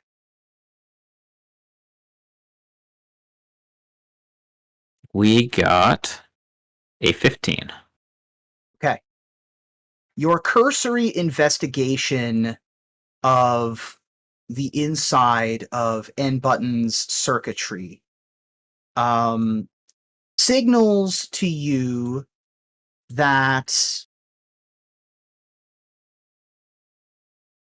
there's not something mechanically wrong. Nothing is mechanically amiss here.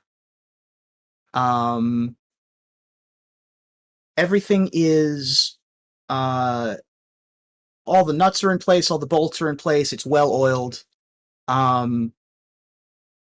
But from a computer standpoint, something has been corrupted in the memory or in the software. And additionally, that feeling of magic that you got when you were with the Astrotorium is not only absent, but vacant entirely. And so there's no damage per se.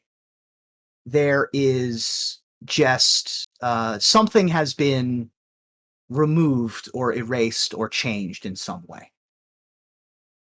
So the feeling of that you described as love earlier, that's gone. That is gone. There's no hatred. There is simply nothing. Okay.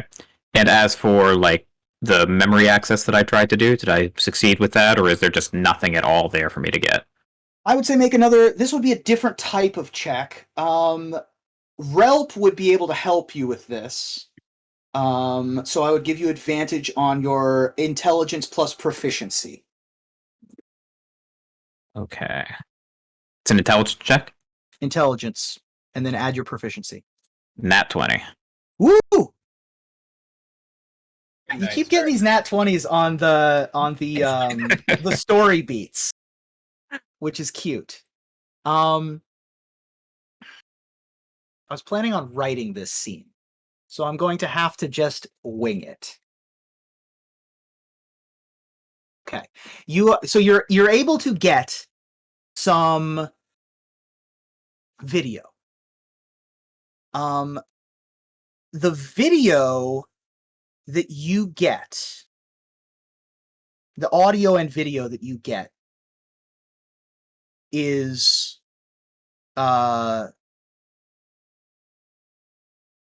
disturbing to say the least, I would say. It is grainy and corrupted, but you are able to get a first-person view of N-Buttons standing on the stage talking to the fellow band members after a performance.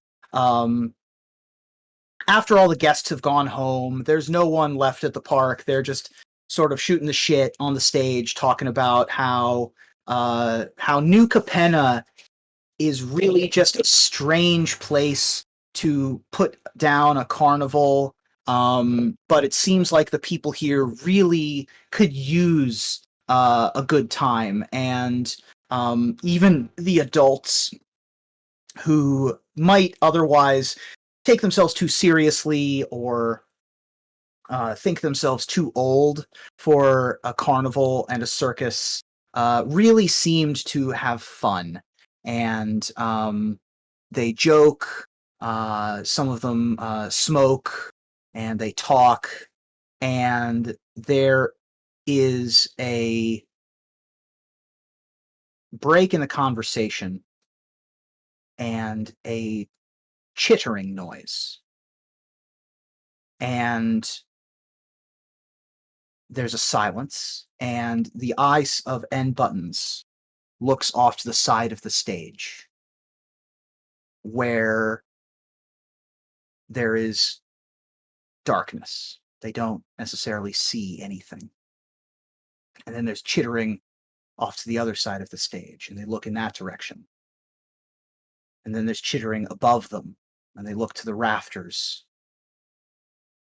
And then when they look down in the hay bales and the area in front of them, you see some familiar faces, or a familiar face, as well as a familiar cart and a familiar couch. And looking up at the stage is the oil girl, as well as the cart that helps, and the couch. And they look at N Buttons and have vacant looks on their faces.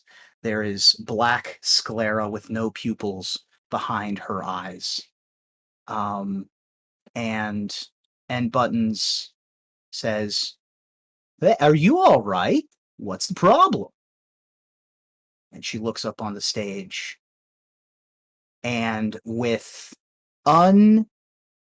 inhuman speed and unrealistic strength, she lurches forward 15 feet, and the video shows her face staring into the eyes of N Buttons with black sclera eyes that begin to weep black ichor. And she stares, and she opens her mouth, and as she does so, a voice that isn't hers emits from it as if it was a speaker and says, "All will be completed." And the camera fades to black. And I'm as the thoroughly video creeped out. and as the video ends, I need you to make an intelligence saving throw. Oh shit. All right. My dice won't even roll. One sec. They're too I think scared. I think you have proficiency in this save. 11. 10 was the number you needed. Okay. So you are able to pull back away from the video feed as ichor begins to form on the inside of the back panel of N Button's head. And you're able to pull away in time so that you are not touching any of this glistening oil. And as you do so, the members of the animatronic band begin to move in a more familiar but no less terrifying manner as they begin to wake up. And N Buttons, whose off switch had been hit, head swivels around 180 degrees and faces you and says, "Hey, Airball. Welcome back." Good to be back. We hope you'll join us. And he's going to attack you. Yikes. What's your armor class? Oh, I rolled a 2. It doesn't matter. So he reaches out to grab at you and clumsily misses, just completely flubs it. But it seems you have something attacking you. What would you like to do? So everything else that reanimated, is it also attacking me, or is it just N Button? Not quite yet. Right now, it's just N Buttons. I don't want to hurt him. I don't know why I feel so attached to him. I don't want to hurt him.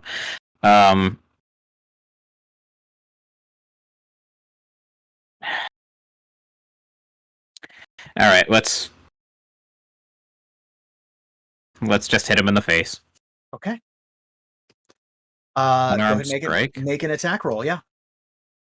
All right. Rolled an 11 plus 3, 14 to hit.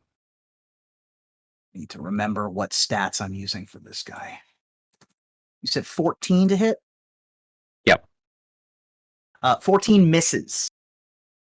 Or rather, it hits, but it sort of deflects off of the metal beneath the fur that makes up N Button's face, and causes no damage. Yam, you've been watching this all from relatively nearby. What have you been doing this whole time, first of all? And then tell me what you're doing in this moment. So during the moment watch, like I kind of see like Airball's got this like there's visual emotion on his face to some degree. I can see maybe like recognition, everything. So I'm gonna kind of just stand at the ready. It seems eerie out, like accepting the fact I've been in the fighting ring. I understand like there's always an eerie feeling before something's about to happen, and this just I assume I can in a sense it feels too quiet. So I want to stand at the ready. And after seeing the little bit of weirdness going on and the lunge out and the attack at my friend, I would like to try to advance forward and take the attack as well. Okay.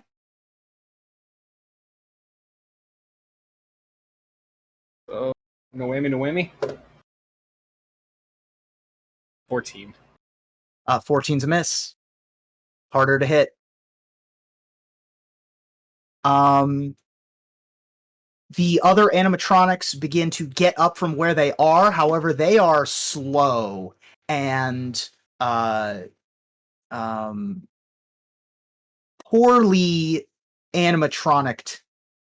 It seems that they have gone, whatever was taking care of them, presumably the oily lady, has not been taking care of them. And so they are not nearly as good a shape.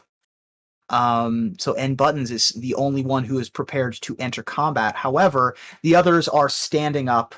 The bear takes the bass guitar and raises it like it's a great club. The chef from the drum set picks up the pair of drumsticks and wields them like daggers, and they begin moving in your direction. N Buttons, however, is going to take another attack. At who?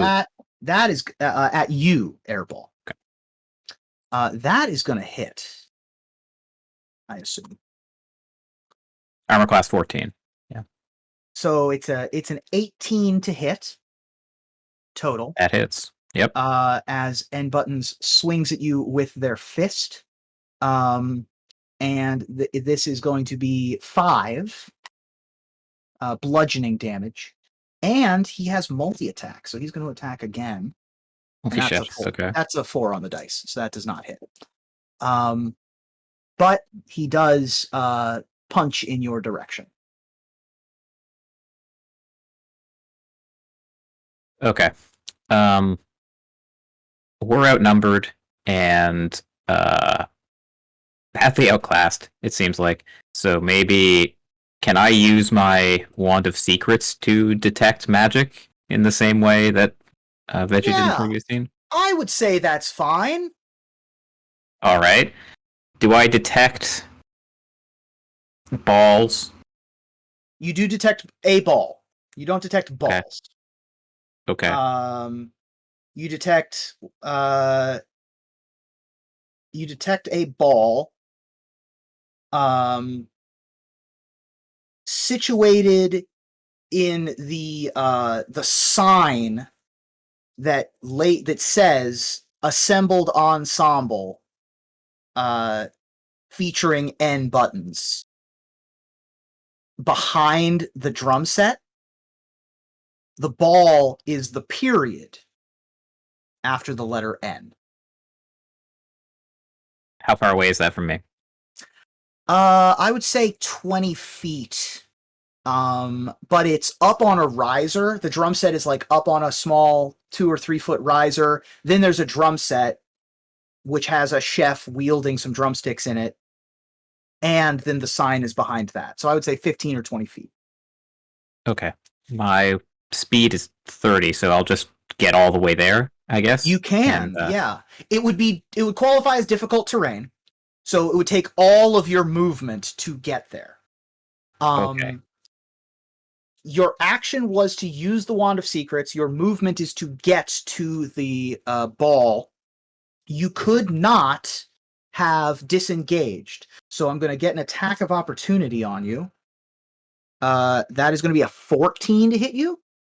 That's armor class is 14. I don't know if that counts or not. It does. I hit your armor class for the minimum 2. Okay, go to 8. And you are up against the sign. You see the orb. It's plain as day in front of you. Beautiful red orb that is the period next to the N. But right over your shoulder is the lifeless, emotionless face of a large mustachioed animatronic chef wielding 2 drumsticks with no emotion in its eyes, but murderous intent in its machinery. That was Airball's turn. Yam, you are up with N buttons now, in fact. Okay. I am going to engage a rage. Okay. So I won't be able to frenzy this turn, but I can do it next turn. I'm just gonna try to line up a good hit and try to take down this animatronic if I can. Great. So, Make your attack. 15. 15 misses. Armor class is 16 on this guy. So you get in your stance and you're ready to punch, but you're used to punching things that are trying to avoid you. You're used to punching things that are alive, that are trying to fight. This thing doesn't have its heart in a fight. This thing is just nothing. There's nothing here. And it doesn't register that it's getting swung at. It doesn't register anything and glances off of the metal plates underneath the cloth of the animatronic. It's now going to be the animatronic's turn. We'll start with N Buttons, who's going to attack twice at Yam. It's a natural 1. And that is a 13. EC is 15. 15, okay. So similarly, sort of like a Rock'em Sock'em robot, it's easy to predict where it's going to throw its punch, and you are deftly able to avoid it. The chef in the back, however, is going to roll a 13.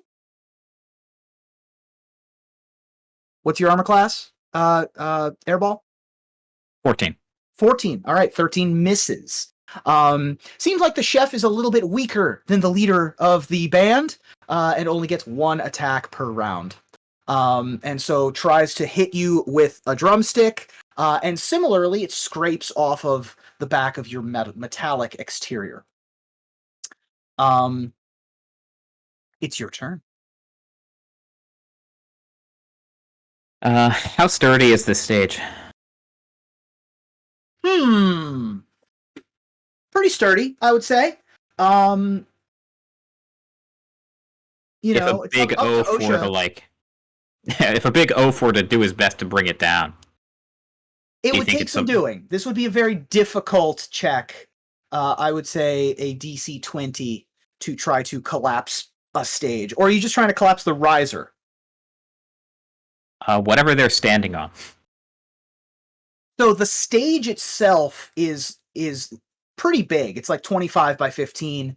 That's pretty strong. I would say that would take quite some doing. The riser that the drum set is on, that you and the drummer are currently standing on, that might be slightly easier to be able to take down. But these they work on this stage. This is a pretty solid foundation.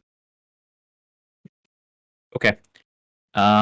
Then I guess I'll move as close as I can to the exit while still being able to fire my crossbow at N button. Okay. Clarification: are you Sure. leaving the orb where it is? No, I'm gonna grab the ball and try to run Okay. with it. So you haven't grabbed the ball yet, is what I was clarifying there. Okay. Yeah. So you're going to grab the ball and you're going to try to pull it out. I'm gonna yank on the ball. Yep. Great. Make a either athletics or sleight of hand check. Unless you are trying to... Well, how would you try to remove the ball? What do you think? I think I would look to see how the ball was secured. Like if there's like a screw or something like that, and I'd attempt to undo it. Great.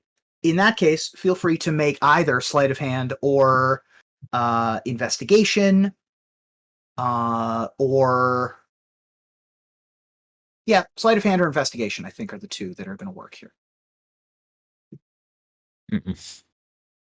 8. 8.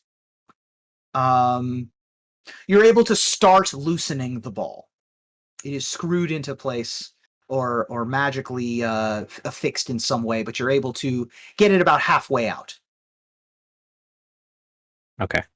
And I assume that means I can't attack anymore. You can attack. I would let you attack this turn if you'd like. Okay, so now that I've exposed the ball a little bit, I will take a crossbow shot at N button. Okay. If you're taking a crossbow shot, you are in melee with someone that you're in combat with, which means the attack would be at disadvantage. I thought I ran away from him.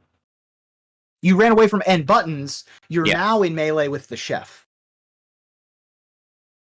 Oh, okay. So behind the stage with the drum set. I see. Okay, well in that case, we'll just punch the chef, I guess. Great. Go ahead and make an attack roll. All right.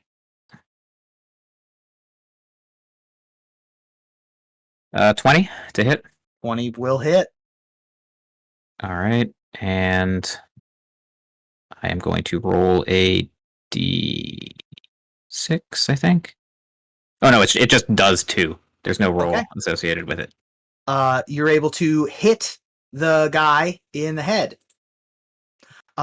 It like swings its head like halfway around. You certainly did some damage to this animatronic. They are not meant to take damage like you are. You're a Warforged after all. These are party forged almost. And so you're able to deal it quite the wallop of damage. Okay. And with my bonus action, I'm going to use a potion of healing. Great. You may do so. Regain 2d4 plus 2 hit points, which is... I regain 6, which puts me back up to 14. Excellent. Yam. Right. Yam's ready to take a swing and a second swing. Great. 25. That is going to hit. All right, there we go.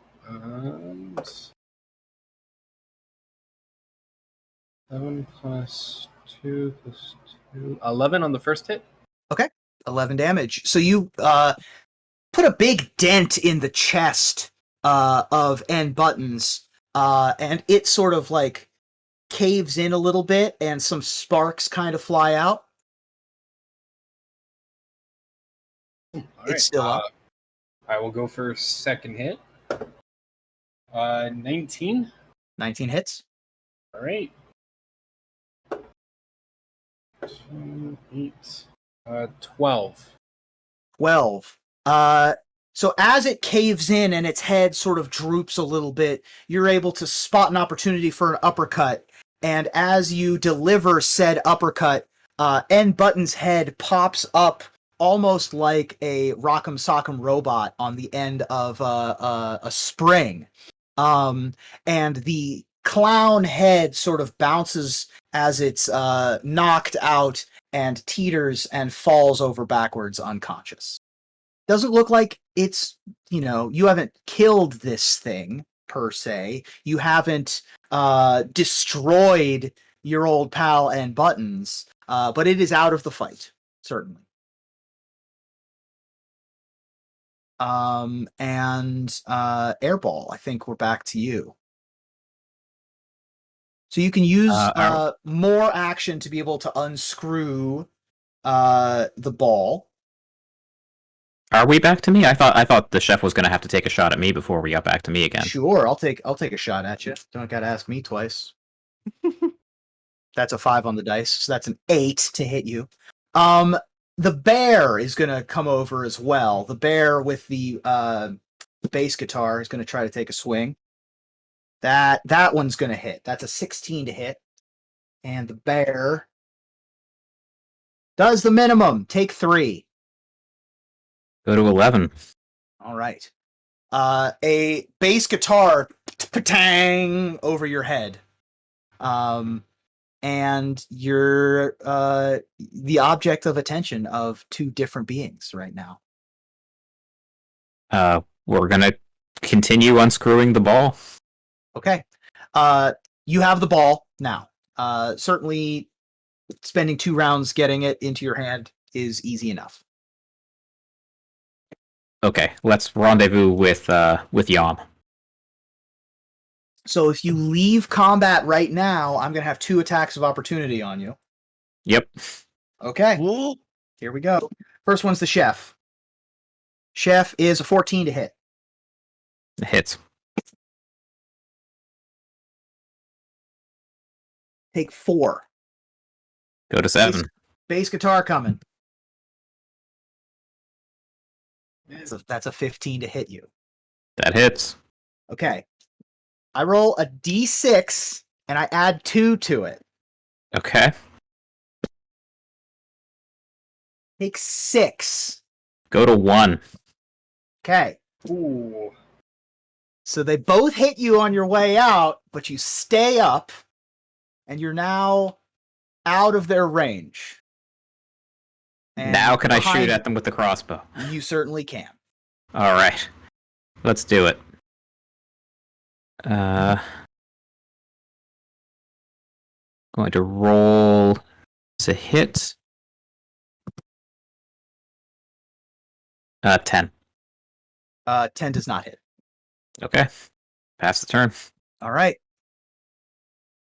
I believe it's Yom. Yep. Are they like 5-10 feet kind of away from me, sort of thing? They're about 15 feet away from you, and they're somewhat difficult terrain away from you as well. Because they're up by the riser behind the main stage where the drum set is. So in a 30-foot movement, would I be able to get at least close? You would be able to get up to them with a 30-foot movement, yes. Okay. I'll do full movement to get up, and then I'll engage with attack and bonus action attack with frenzy. Fantastic. Yom is ready to swing and go. Let's see it. 23. 23 hits. Alright, that's gonna do 17. That's way more than enough to kill, or to not kill, but turn off, let's say, this animatronic. You're able to turn off the bear that has the bass guitar, putting it into hibernation state. Okay. Yeah, Put it into sleep mode.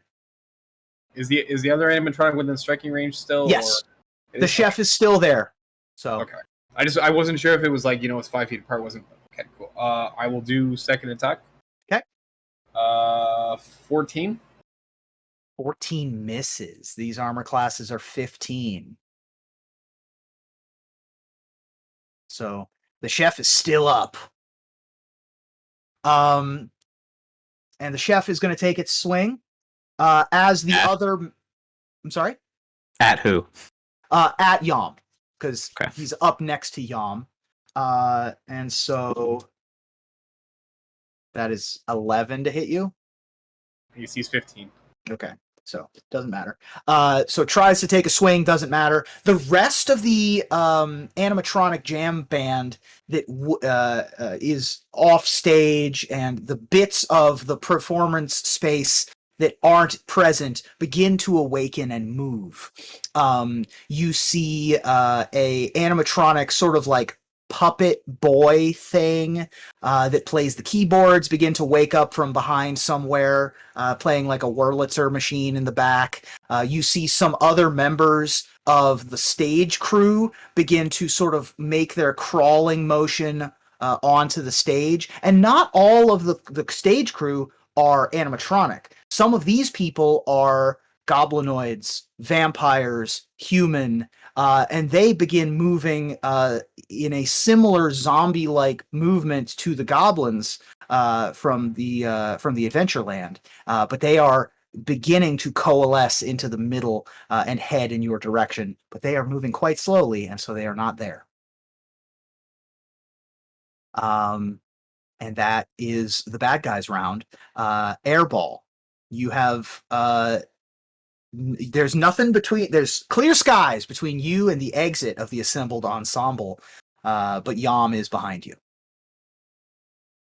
How many of the animatronics are left? So there's only one currently tangled up with Yam. However, there are at least 6. I guess of the animatronics, there's only the one left on the stage. Whatever animatronics are left off stage remains to be seen. Maybe 2, maybe more. But there are at least 6 figures off stage moving towards the 2 of you. Okay, so they're in front of me, but the exit is behind me, kind of thing. Like running towards the exit is not running towards them. Correct. Okay, then we're running towards the exit. Okay. You are able to make a fair escape from the assembled ensemble with the object that you wanted. Yam, you have one enemy in front of you. All right. Given that I'm still in range, I'm going to try to do my attack and frenzy attack just to see if I can be like, final hit, clear the enemy, and then book it out. Sounds like a plan. 21. That'll hit. Hopefully this isn't ones. Say that again. 13. 13's plenty of damage to put this one down. Once again, you're able to cave in a specific portion and shut down the mechanism, knockout BattleBot style, and it begins to smoke a little bit. And now you may... these other beings are beginning to come in from stage left and stage right. Yum's going to exit stage behind? Yeah. Perfect. And you're both able to make it out of the assembled ensemble performance space featuring end buttons. And you are able to meet back up with your party. You now have 3 of the 5 lodestone orbs of the magic of the Astrotorium of Fun. 2 more to go next time on Degens and Dragons. I admittedly started to think it was going to look like you were not going to make it out. Yeah.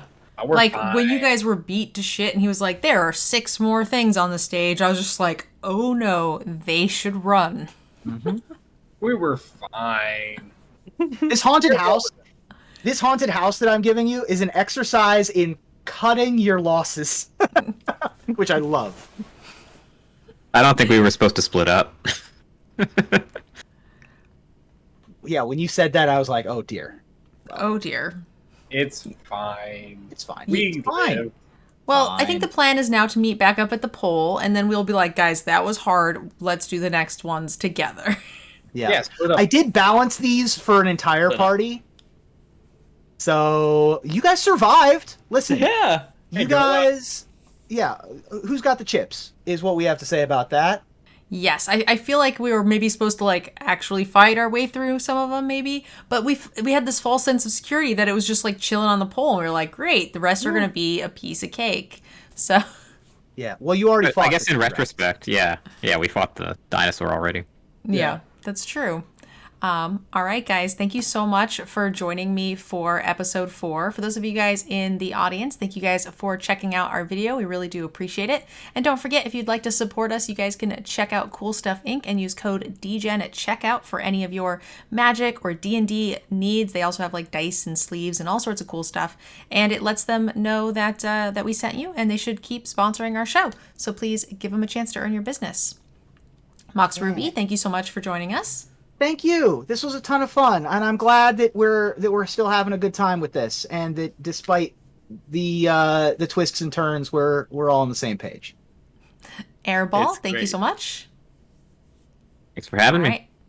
Astrals and Veggie, I really appreciate you guys. Anytime.